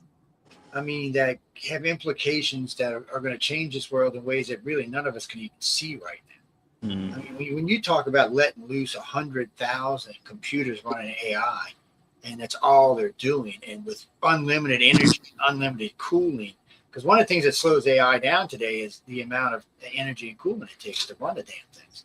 They're limited, so now they're not going to have that limitation anymore. So you're going to see a big change, and I agree with what you said. I don't think real art can be done by it, because unfortunately AI is just using your art and everybody else's art to come up with a picture, which sooner or later that's going to have to change, or they're going to have to start doing like a general fund for artists. I think that's what we're going to see next, is a general fund by all these big companies like X and all the rest of them. I think they're just going to put a big fund up and say, look, okay, AI is here to stay. We understand that it's copyright infringement. So instead of fighting with everybody on the planet, let's just say, okay, if you're a legit artist, you got to legit work, give you X amount of dollars every year, as long as this is done. And maybe, I'm saying maybe, that might help. My biggest worry is that AI is going to get into commercial art as far as companies go, where a lot of my friends make money at. I got a lot of friends who do commercial art or do art for gaming companies and stuff like that. That's the jobs I'm worried about. As far as Echo's got a problem with that. Echo's attorney, the coordinating judge, has had problems with her commercial work. Yeah, so because it doesn't cost you anything to keep trying and trying and trying. When you use a real artist, it does. But usually, a real artist, if you sit down and explain to them, they usually have a good concept of what you want. So you don't have to keep reproducing. AIs don't have a clue. You can tell AI whatever you want; it's going to generate what it does, and then you have to text what you think needs to be changed, or just say try again. That could go on for hours or even weeks. Now, a good friend of mine in New Orleans who owns a gaming company down here, it takes him 3.5 years to produce a game. That's what it takes. Now, he came down here and he hired a bunch of people. This is 15, 18 years ago. He brought them all in at $100,000. His artists, his programmers, and his writers. He started them all at the same pay. Well, AI helps him now. So what he did was he's still hiring more artists, illustrators, and programmers every day. So he's decided that he can use both. So he has the artist design everything, the writers write everything. Then he gives it to AI to conform it into the game base and uses the programmers to make sure AI is doing what it's supposed to do. So now he says instead of taking 3.5 years to do a game, he put out a game once a year, a new game every year, or multiple new games every year. And he said, so it allows me to pay my employees more, more commission, and nobody's losing their jobs. He said, now, is everybody going to do this? He said, I can't say that because some companies are just, reading. And they're gonna try to shortcut everything. But I think you're gonna find, like, there's a lot of people like me who's not gonna want AI art to put in their house. They're gonna want somebody's name associated to it. I'm a big fan of oil to start off with, so I haven't really seen anything done by AI that I would consider legit. Well, I've seen some attempts, but they got those new mural machines where you put in the mural and the thing just does your whole wall in like 25 minutes. That, how many people I know that, how much we paid for murals? I used to own a construction company. So if we had a lady come in, this ain't even really nice murals. This is just putting older, decrepit looking bricks with vines and grapes around each window and a big gold compass out of 14 karat gold leaf on the ceiling, right? So the woman made, for everything, it was like $285,000. Don't get me wrong, it took her 2 months on her back doing a lot of work. It was a lot of hand, small brush stuff. But still, now you bring in some guy with a machine, he does the whole wall in 8 minutes. And he charges you $500. You're like, what the bullshit? I'm sorry. I got issues with some of this AI. Look, I think AI is going to help our lives in a lot of ways, but I really think in other ways it's going to interfere in places that it just doesn't. I like the idea of this new car. Have you seen the new cars now? They have no steering wheels in them. The seats face each other. They don't look out the front of the back. They look at each other. I don't know if I like that, man. I'm not sure. I don't want a steering wheel. Yeah, we're approaching the Jetsons age. Yeah. Well, loading houses. It's funny you said that. I've been car shopping because I got to get a new car. And I've been playing around for a year, and I'm just using Uber and Uber Deluxe, which is nice, actually. But so I said, I'm going to buy a car or a truck. And then a friend of mine calls me and said, Joe, I want to go buy a flying car. I'm like, dude, I'm not going to spend half me. I said, I'm going to put up my house for all kind of stuff. He's like, so one of the rentals, he goes, no, they got this new carbon one.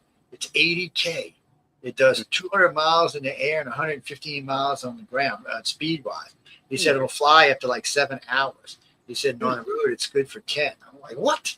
So I went and checked it. It's badass. But the problem is what it is. It's a carbon frame. It's got 4 tires on it, so it drives like a car. And it flies like an airplane. But it's a big carbon frame, but it's just like a capsule in the middle of the frame for you. So I think you get 2 people in it, maybe throw some chihuahuas in the back. Maybe a couple of drinks or something, but other than that, there's not much else to it. And there's it's very interesting though, and it is the future. I mean, we got flying cars now. I've been waiting for flying cars since longer than I want to admit. Yeah. I mean, technology is a tool, and it is slowly being implemented even into the traditional art or traditional writing. We all use spell check. It's nothing new, and there is some potential from what you described too in terms of that gaming company. for potential for more work if people are able to produce more quickly. So that is a general potential. If people have more time, they can potentially produce more. But I think at some level, there's going to be a certain level of influence or use of AI in terms of traditional writing, traditional art creating, traditional thinking. We use Google to search. It's nothing new. And so it's a matter of adapting and not letting the AI take over, because as we were discussing, AI doesn't have a soul. No, it does not. It doesn't have a bias. And as we're talking about the illustration, imagery in conjunction with the text or writing, what really strikes people as readers is when it conveys a story that they can feel, that's personal. And AI doesn't have trauma. AI doesn't have the feelings of overwhelming joy. It can only copy, as we were discussing, and it would be limited in its use because it doesn't have those capacities. They're still using, even at the game, they're still artists' work to be able to facilitate what AI is going to edit. Yeah. Well, AI stories just are crap. I mean, I've had a couple people send me stuff, and it's always the same. It starts out pretty good, and it's usually decent, but there's nothing. I mean, there's like 200 pages of jibberjab. Mm-hmm. It makes no sense. It's incoherent. Mm-hmm. You're like, you start reading in a paragraph, and then you're like, well, wait, did I miss something? And you didn't miss anything. The computer missed it. It wasn't you. So you see that, but but like John was saying, in New Orleans right now, so New Orleans is a big art city. There's a lot of old art galleries down there. And I'm talking about old galleries, over 100 years old, easy. And so when you're down there walking on Royal Street, or if you're over at Jackson Square in front of the St. Louis Cathedral, these artists come out there. So a bunch of them do scenes of the city, and they just hang them on the fences so people can buy them. But while they're there, they like to paint people. So people will come sit down for a portrait. So these portraits will run you anywhere from $500 for a sketch up to $2,000 or $3,000 for a full-blown oil. And what gets me is they can do an oil in a couple of hours, and it is fabulous. They do fabulous work. They got to be using some kind of quick drying paint. I mean, I being a contractor, I know oil is not the fastest drying because we've had to use it before, and especially if you're putting something on top of it, it tends to take 24 hours to dry. So I don't know how they do it, but they do great work. There's a guy and a girl out there that just do sketches. They're big, big pads like this, but they're sketches, and the oils are big. They're usually like 3 foot by 2 foot. So they're decent canvas. It's good work, and you see them out there all day, and everybody will have somebody sitting there with them. They'll be lined up behind. They got the donkeys out there with the carts they pull through the quarter, but they sit right behind there, and they're doing it. And then while that's going on, and what helps them out is like the Jazz Fest. Well, not Jazz Fest. French Quarter Fest was in Jackson Square. The Chef Fest was in Jackson Square. When all the famous chefs come out and you can get little samples of food for $1 from all of them. Well, it packs the place up. And so they come walking out on Royal and in front of all the tourist traps right there. And here's all these artists just sitting there doing their work. And you can sit there. Matter of fact, you'll see a lot of times there's a fountain across the street from them. You'll see a lot of times there's people sitting out there watching the artists lunch or having a drink or drinking a daiquiri. They'll just be sitting there watching them. And the city encourages it, and they're big on it. They want you out there. The only funny part about it is when the artists leave, the table wrappers come out. But they're not allowed to sit in the front. They got to sit behind Jackson Square, not in front of it. But they're out there reading tarot cards, and tea leaves, and all kinds of stuff till wee hours of the morning. You'll be walking through the quarter, 3 in the morning. There'll be some lady out there reading tarot cards. You're like, okay. But people standing there watching her read somebody's cards. That $60 to get your cards read. I'm like, that's a different level of interaction as well too. Yeah. Mentioning if an author wants to go on a book tour, you need the author there to do that. Yeah, you do. So and you're saying too, those paintings are selling for a lot more than what people were paying for the AI generated art as well too.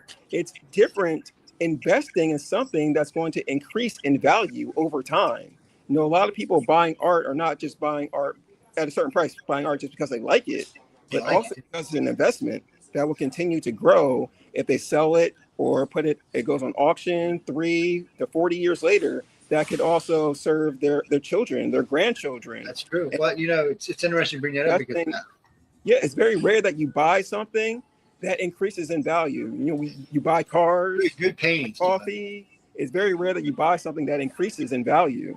When I bought this house has cathedral ceilings, it has 12-foot ceilings, so you can't put little pictures on the wall. It doesn't look right because the ceilings are too tall. So, and my wife and I are both big fans of oil, so we went out and we started. We've had the house 14 years now, so we'll be out. We'll anywhere from art galleries to museums to flea markets looking for art. Matter of fact, I found all flower pictures, just beautiful flowers.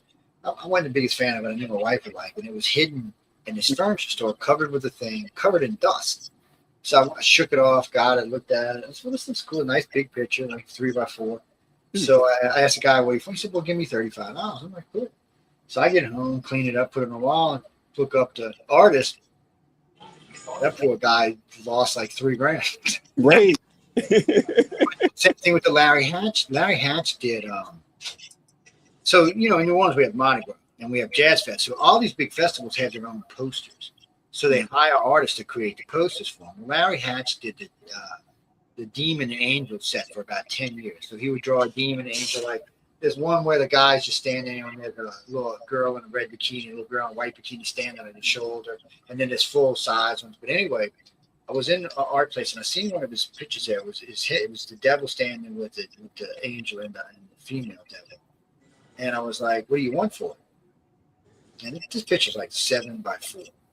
So I'm a big, thick gold. Damn frame was probably worth a couple of money. And I said, well, what do you want for it? The guy said, well, give me $750. I said, $750. He said, I'll tell you what, give me $750 and I'll have it cleaned and everything for you. So he had it cleaned while I was out shopping. I came back, picked it up. I had to go get my truck to get it home. So we took it to auction and I got $35,000. See?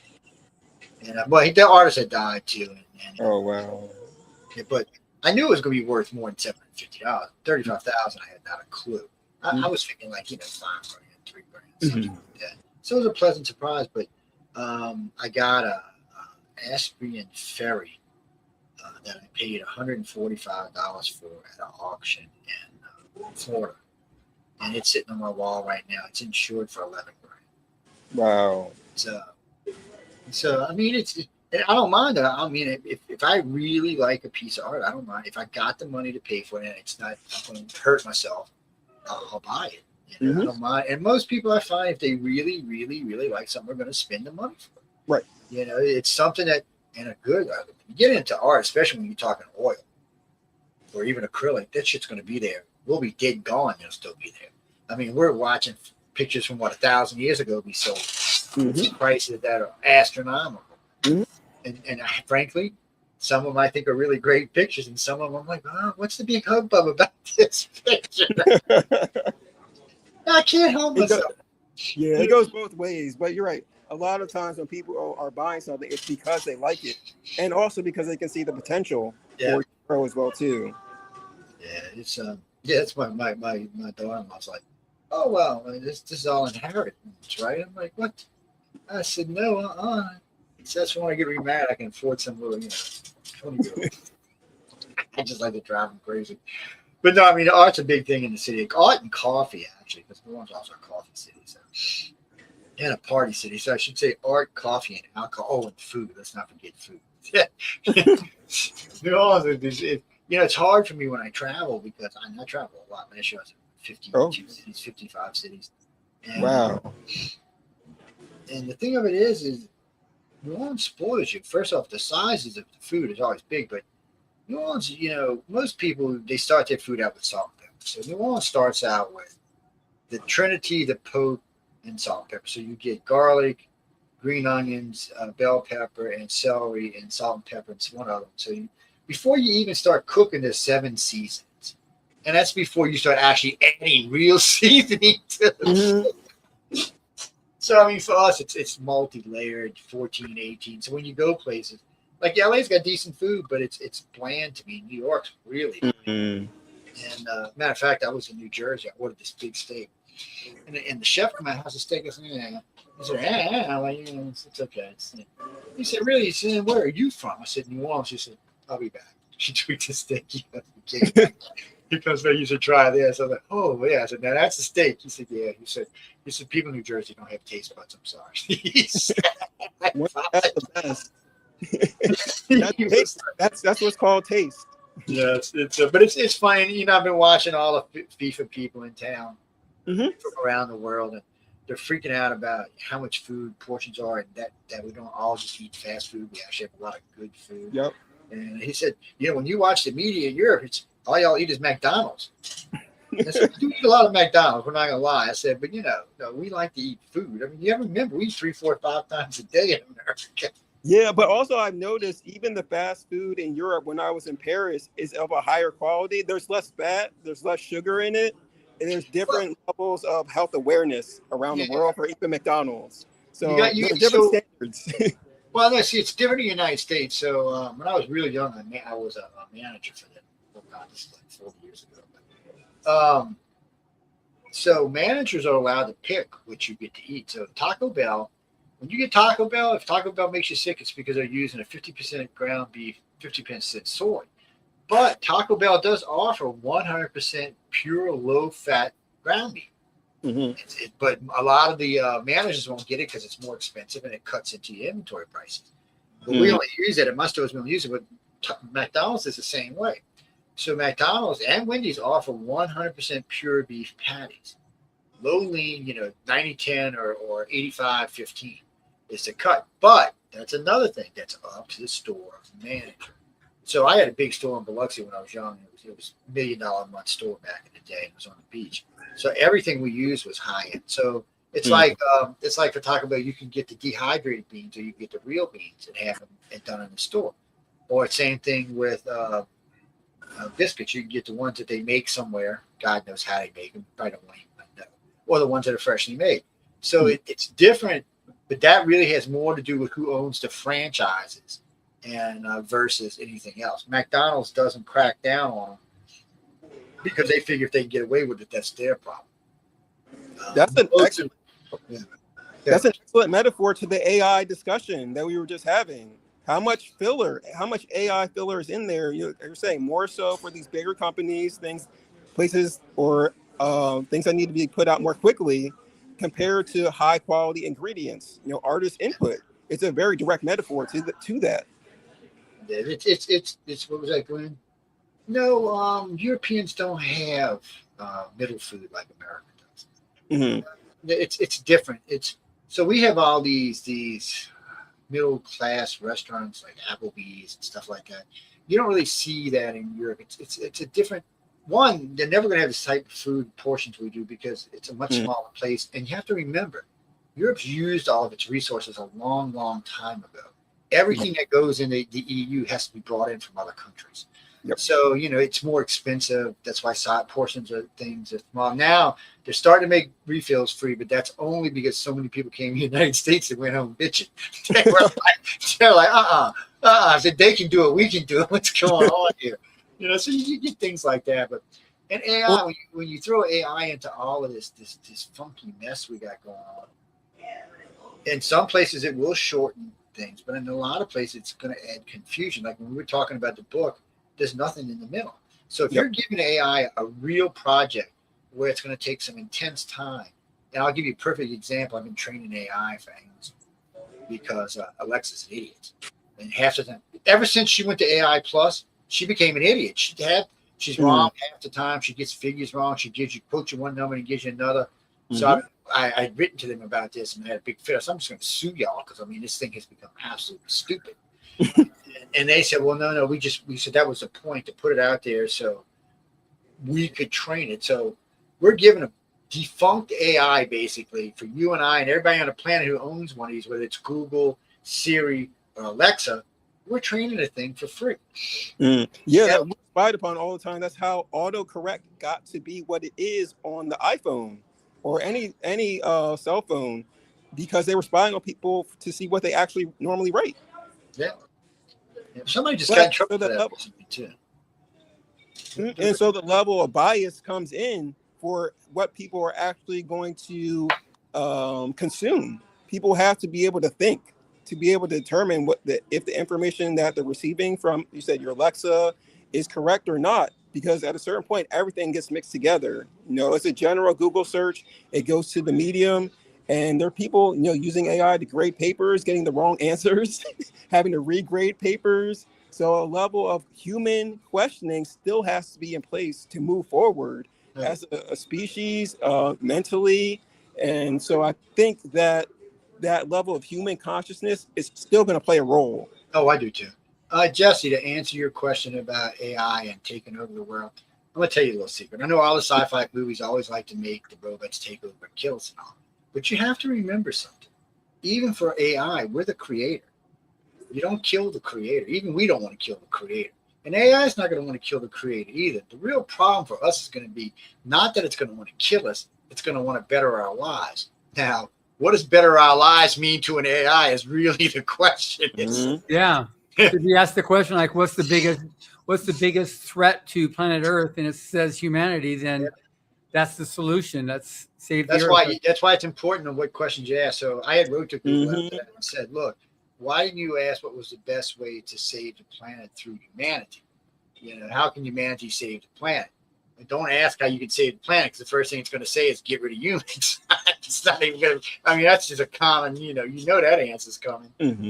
There's just so much, though, that it's going to be worried about on this. And, 50 years from now, we'll really just start to understand what AI really means, or what the real impact is going to be. Because there's going to be some good, but there's going to be some negative. I just finished interviewing a guy on an upcoming podcast, William Ledbetter. He wrote 3 books, level 5, level 6, level 7, and it's about generative AI. And level 5 is when the computers, they're advanced enough now that they can escape where they are there and be able to move around in using the infrastructure. And what it plays on is like the weakest link in controlling generative AI is humanity. So you're gonna have, like, right now, what you've got is the big race for all these companies with their making the generative AI. Whoever gets to the top the first is going to be the winner. It's going to be the AI that's going to be being used. And so there's no holds barred. We want to do whatever we can to make this race, to win this race between, the various ones that are happening right now. And because the AI is training itself, so it's gone past the point where humans are training it. So so we're assuming that they've got, the basics are in there and they're going to go forward. And that's that one book I read, if anyone builds it, then we all die. And what his premise is, you've got these different AIs, generative AIs, and some developed where, like V'ger in Star Trek, and then others like what Joe's talking about, that they've got that prime directive that they want to be able to work with humanity and become a tool working with them, 2 different directions. And so it's one of those things that we don't know. We like to think that like what Asimov with his 3 rules of robotics, that's a science fiction story. It doesn't mean real life is what it's going to be. That they need to figure out a way to put an Asimov's law in there, so no harm to no humans for any reason. But you can't do that because we're already using them to kill people. Yeah. So you can't teach them no harm. I mean, we've already taught them how to. Here's a perfect example, guys. So we hire a lot of gamers to work for the government now to fly drones. So they got this new autonomous drone. They said, all right, we're going to fly this drone. We're going to give it a mission. And so they told it what to do. Now, thank God this was a mission that wasn't going to be a real mission. It was just going to go around and do what it was doing, but not actually kill anything. So they gave it a mission. So it went to go do its mission, but it couldn't do it because the parameters set by the controller wouldn't allow it to carry its mission out. So you know what it did? It killed the controller. Then it went and carried its mission out. Okay. That's RoboCop. That's how they did in RoboCop. I mean, that's not what we want, though. I mean, that's legit. That happened legitly. And here's another one for y'all. The Navy designed a new fighter that was so advanced, it scared them. They took it apart and dumbed it down. Now, what they built that scared them enough to take a multi-billion-dollar jet apart and dumb it down to be whatever it is today, you have to wonder what's going on there. That's just scary in itself. You're thinking, oh my God, and what are we building now? So, and I think that was our first mistake, was teaching AI how to kill people. We don't need AI to kill people. We can fly a drone from anywhere in the world. We have that technology. We don't really need them to do it. I know people want to do that, so it takes away that sense that someone killed someone, but that's what makes war stop, is because, we have feelings. You start letting AI kill everybody, AI ain't going to care. It ain't got no feelings. What does it care? Blows up the city. Yeah, the morality into the question of how much autonomy is AI actually going to end up being allowed to have. I've heard talks in books about AI presidents, AI lawyers, decision makers. I think they already got the AI lawyers. Yeah, they already have that. Yeah. And the thing that becomes concerning is the deepfake technology as well, too. To me personally, for surveillance footage, if you don't have someone's actual phone location, it could very well appear in a court of law that someone in a deepfake video was actually there, even if they physically were not. And the level of autonomy, I think, is going to become more of like a legislative question in terms of how much authority is AI or technology going to have, as opposed to a human voice, a human witness. Elon, and I forgot the other guy's name, said, so Elon's building all these robots he's getting ready to send to Mars. So before we get one of them, because he's going to sell them in the population soon, but they're going to Mars first. They're going to go build a new colony on Mars, and they're probably going to go to the moon.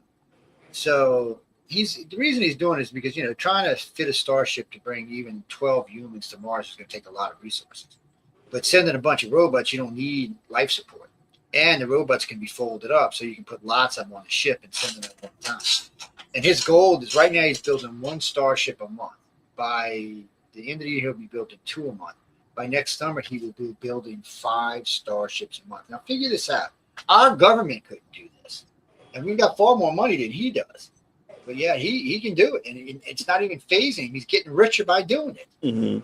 So, and I always said when I first started hosting radio 35 years ago, that if you wanted to see the space really bloom, privatize it.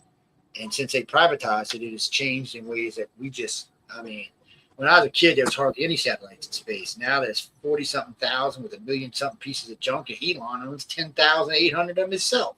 He wants to put up another 100,000. He's Drax, people. If y'all don't know who Drax is, I suggest you go watch James Bond's Moonraker, and he's Drax. He's building his own little colony on Mars. He's going to send his own little people. Remember, this is not a United States colony being built. This is an Elon Musk colony. Exactly. Keep that in mind when you go there. Didn't mean to cut you off. That's okay, good. And there's been a lot of thought about that, even in books. I don't know if you both have read Red Rising by Pierce. That's essentially what's happening. People are preparing to build another colony on another planet while another population rests on Earth. With climate change, the air becoming polluted, I can very well foresee the people who are very wealthy moving to another planet to escape, to prolong their longevity. Because at a certain point, I've read articles that if the sun heats up by a few degrees, I believe, then we would all be burned. And it could very well become an option for the wealthy to escape to another planet. A lot of what we've been reading about in science fiction stories becoming reality. Well, that's the purpose of Mission Earth, which, Joe, you've listened to. That's one that's the mission, to keep that from happening on Earth by providing this different technology. Now, I don't know this spore that he talks about in there that puts into space, that eats up the pollution and keeps that from happening. That's something that, there's like with that book. Hubbard wrote it in 8 months, and it was 1.2 million words. He had over 1,000 pages of notes that he did. He all the science of it, the various characters, the plot moving along. He had it all thought through as he wrote it, because he wrote it as one book, and then that was later on, it was broken up into 10 books. But the whole idea of the spores is something that needs to seriously be looked at as a thing that could eat up the pollution in the air, and then it eats itself up, like Joe was talking about earlier on about these spores that eat the plastic. That type of thing that can actually do it to keep the Earth from toasting itself. So Gene, a Mars colony is interesting for a couple of reasons. One, the way Elon's doing it is he's sending robots ahead of time. So the colony, not only will a colony be built, but they'll have already started storing fuel, oxygen, and water for the people coming. And meanwhile, the whole time this is going on, Elon is still sending ships every day or going to Mars with new stuff, and they're doing it on the moon. So Elon wants to go to the moon because he wants helium-3. He wants to go to Mars because I think he just thinks he's going home. But I mean, he looks like an alien anyway. But people don't realize when Elon gets to Mars, he's going right to the asteroid belt. And the first thing he's going to do is get that asteroid out there that's worth 100 times everything on this planet combined over 100,000 years. That's how much this one asteroid worth. There's not even a number for it. It is so big. That means he is now not only the richest being to ever exist, he'll be able to do anything he wants, anyhow he wants, because Mars will be his planet. It won't be Chinese, it won't be American, it won't be British, it'll be Elon Muskville. And I don't know if there's anything, because if we allow him, because once he puts all these satellites up here, he's putting them around Mars too. People, we don't know what's on it. We know these are communication satellites, but do they have EMP built into them? Do they have lasers built into them? He already told Russia if they tried to launch nuclear missiles, he would use his satellites to take them out. Unless he's talking about ramming them into them, there's something else in them satellites that we don't know about. So it's just scary when you think about it. And in Moonraker, they used a disease, but I mean, he could just EMP the whole planet at one time and send us all back to the Stone Age. Well, I mean, we already are in a nuclear age. It's nothing new necessarily.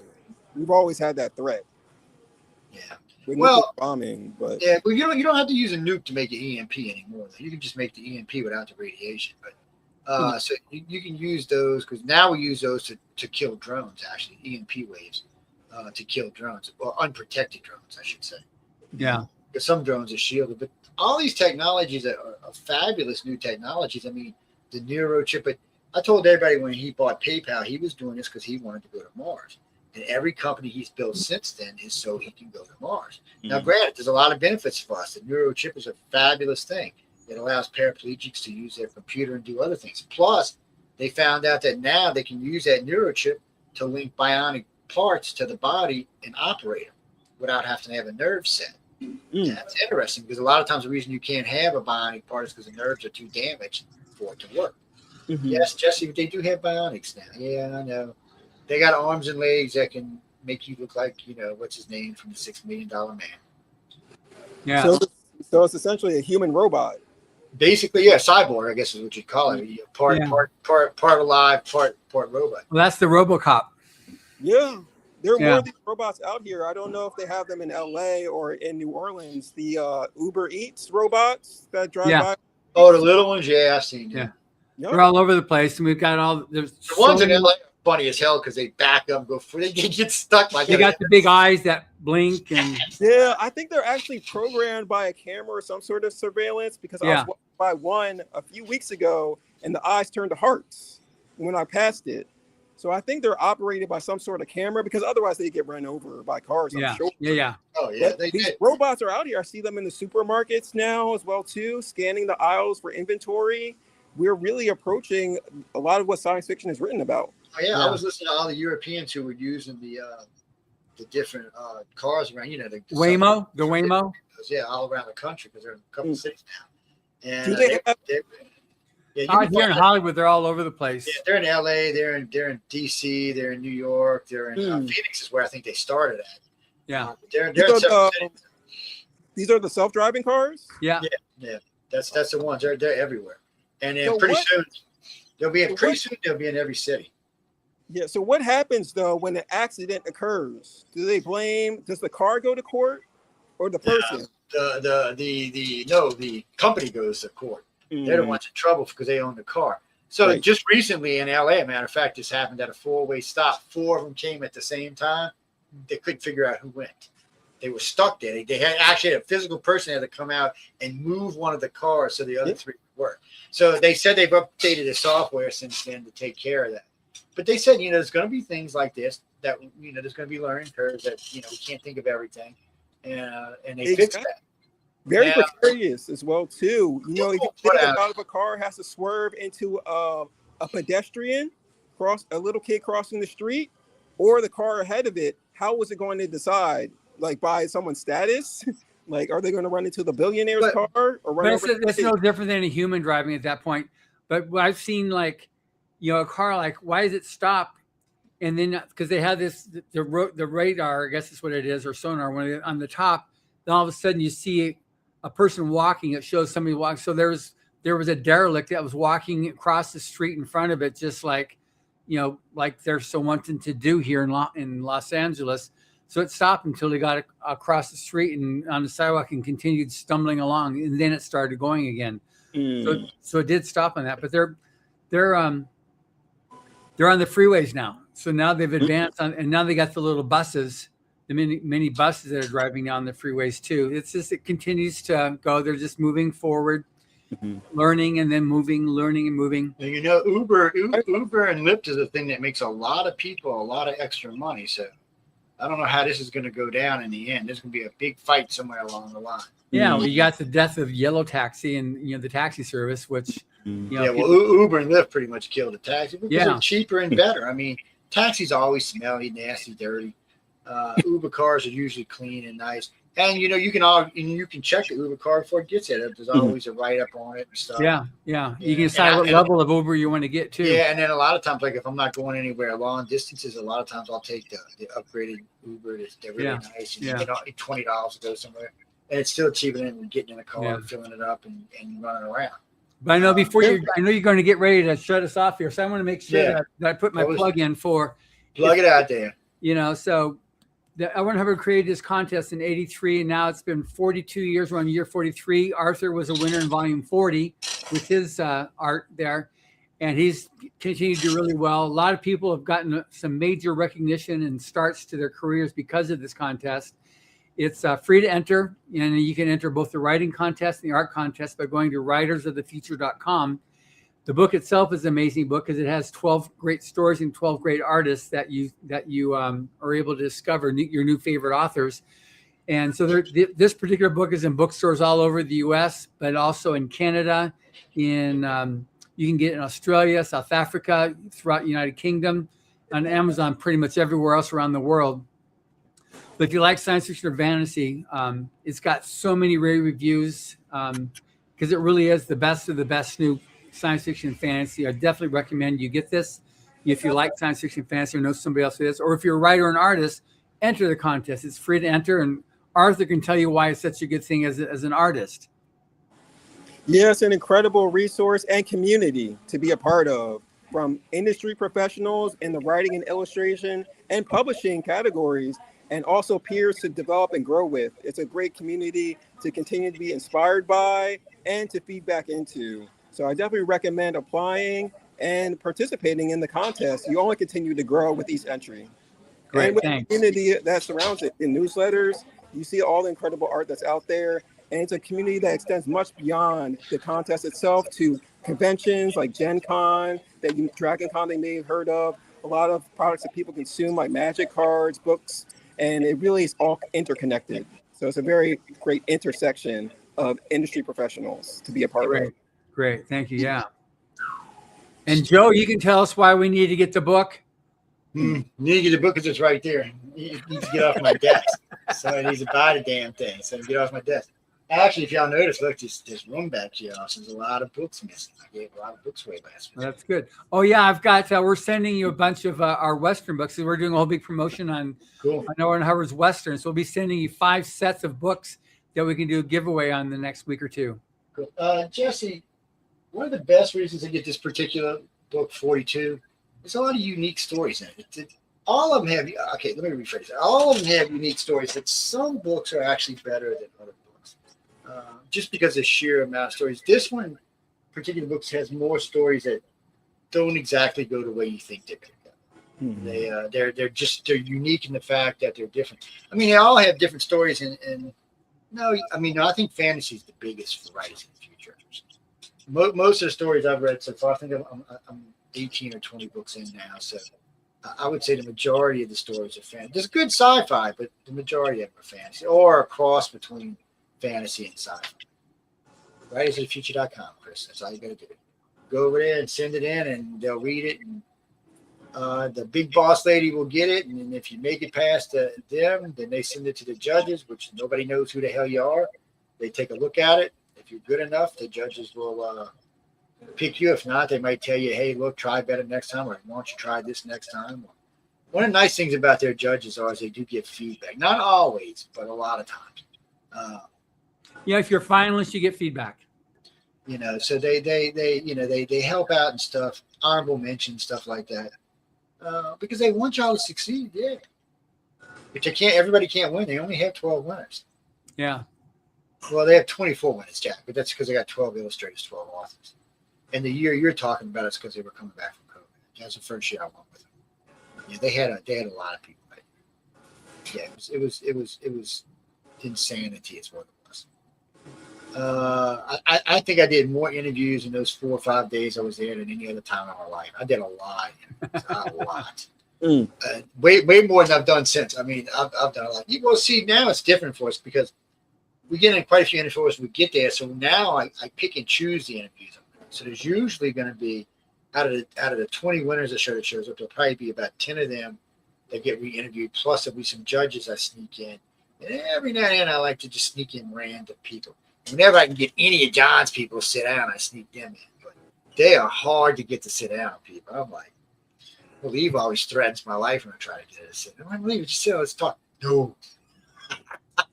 I'm like, what do you mean no? She's like, no.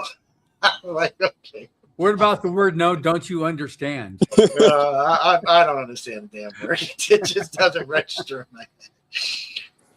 No, I've done. Who, Emily? No, I've talked to Emily a bunch of times. Emily's a sweetie pie. Oh, Emily can be mean as hell when she wants to be, but she's a sweetie pie. No, I didn't mean that in a negative way. Just her personality. Oh, you mean Chelsea? Oh, Chelsea's always a sweetie. Yeah, she does the museum. She runs a museum. Mm-hmm. I really wanted to go see her this year when they were doing the anniversary, but I had to go do some other goofy lecture. Christopher, actually write to uprn@gmail.com. Attention, Kim. She does my bookings these days. And no, she just sends me a list of shit. And if I want to go, I say, yeah. If I don't, I don't. If it was up to her, I'd be somewhere every other day. Yeah, because she thinks that's her job to keep me busy. Well, I like to do lectures a couple of times a month. Twice a month is really enough. Well, because I'm always doing something different. It's different PowerPoints and stuff like that. Last time we did one at LSU, they had the whole English department came. And not because I was doing a lecture on politics, because they wanted to ambush me about writers of the future at the end of the interview. Oh, I had so much fun there. You can't ambush me. Get the hell out of here. It doesn't ever work. I'm the least person you should try that shit with. Oh, no, when I was done with it, I'm sure some of them went and decided they were going to submit something to Writers of the Future. And remember, I know this show goes out to about 160 countries. So remember, if you're out there in the world, they will fly. If you win, they will fly you to LA and put you up at the hotel and introduce you to these judges. The judges alone are worth the trip. Not the fact, LA is worth the trip if you've never been there. Meeting all the staff at Writers of the Future is well worth the trip. Getting an award and all this, but really and truly, just winning is a lot. And then getting to meet those judges, you're not going to meet them anywhere else. You're not going to meet them on the street. You're not going to see them in a support group. If you go to one of the events they attend, you might meet them then. But they remember the people they meet from Writers of the Future. That's what impresses me. Oh, no. See, at first I didn't know this because I didn't know them long enough to know. Now I've been knowing these people about 8 years. They have relationships with some. Some of them even give them work from time to time. It's a very interesting thing to watch. None of the judges actually care. It's just a nice thing to see. They want them to succeed. Everybody. There's nobody who attends this that does not want to see. Even the astronaut lady wanted to see Alex succeed. Yeah. It's just part of the feeling when you're there.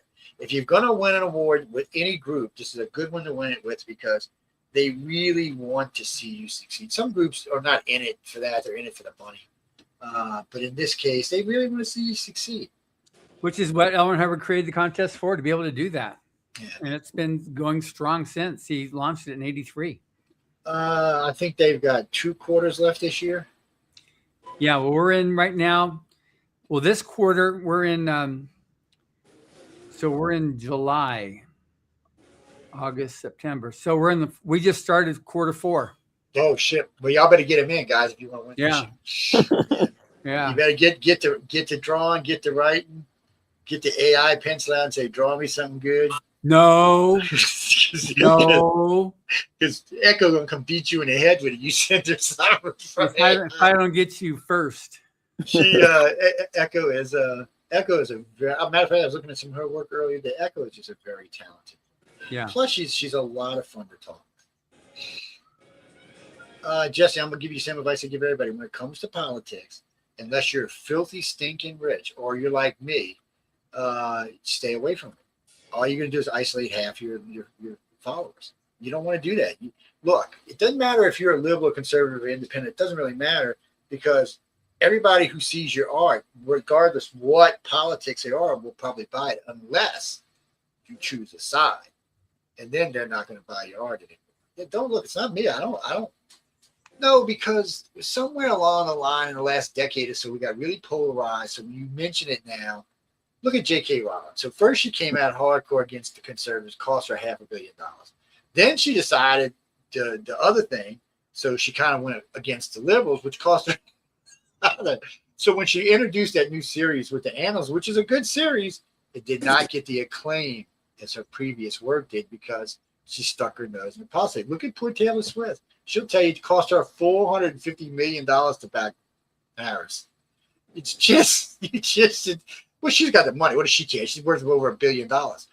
But still, it was unnecessary. Now she can't even sell out a concert.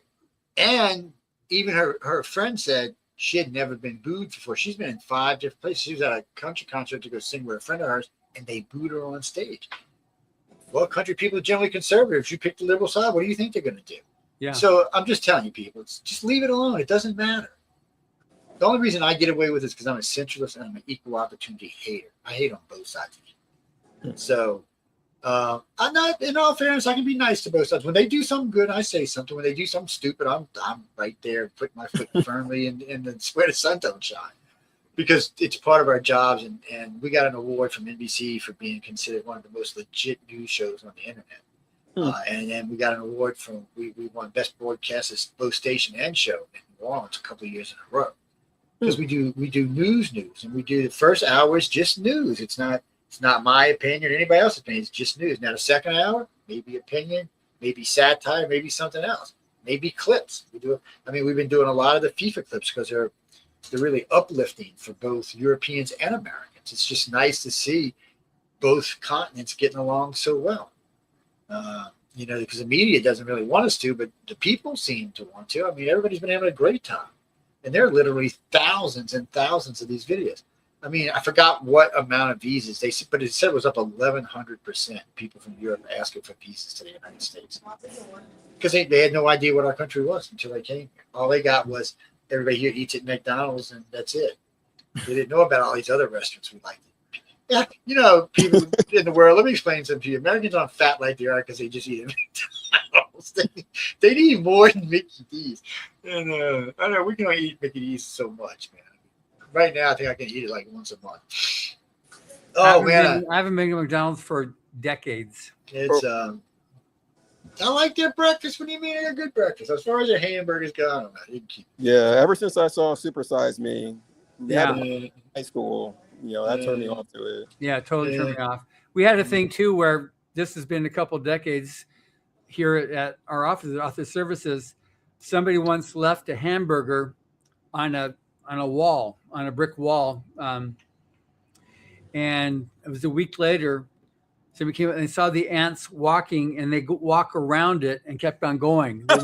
They wouldn't touch the hamburger. It was just like they're like it's like what you said at the beginning of the show here, the first hour, like the Hostess Twinkies and cupcakes. Those things have a shelf life of like a couple decades. There's a lot of stuff out there like that. Jimmy, the new report.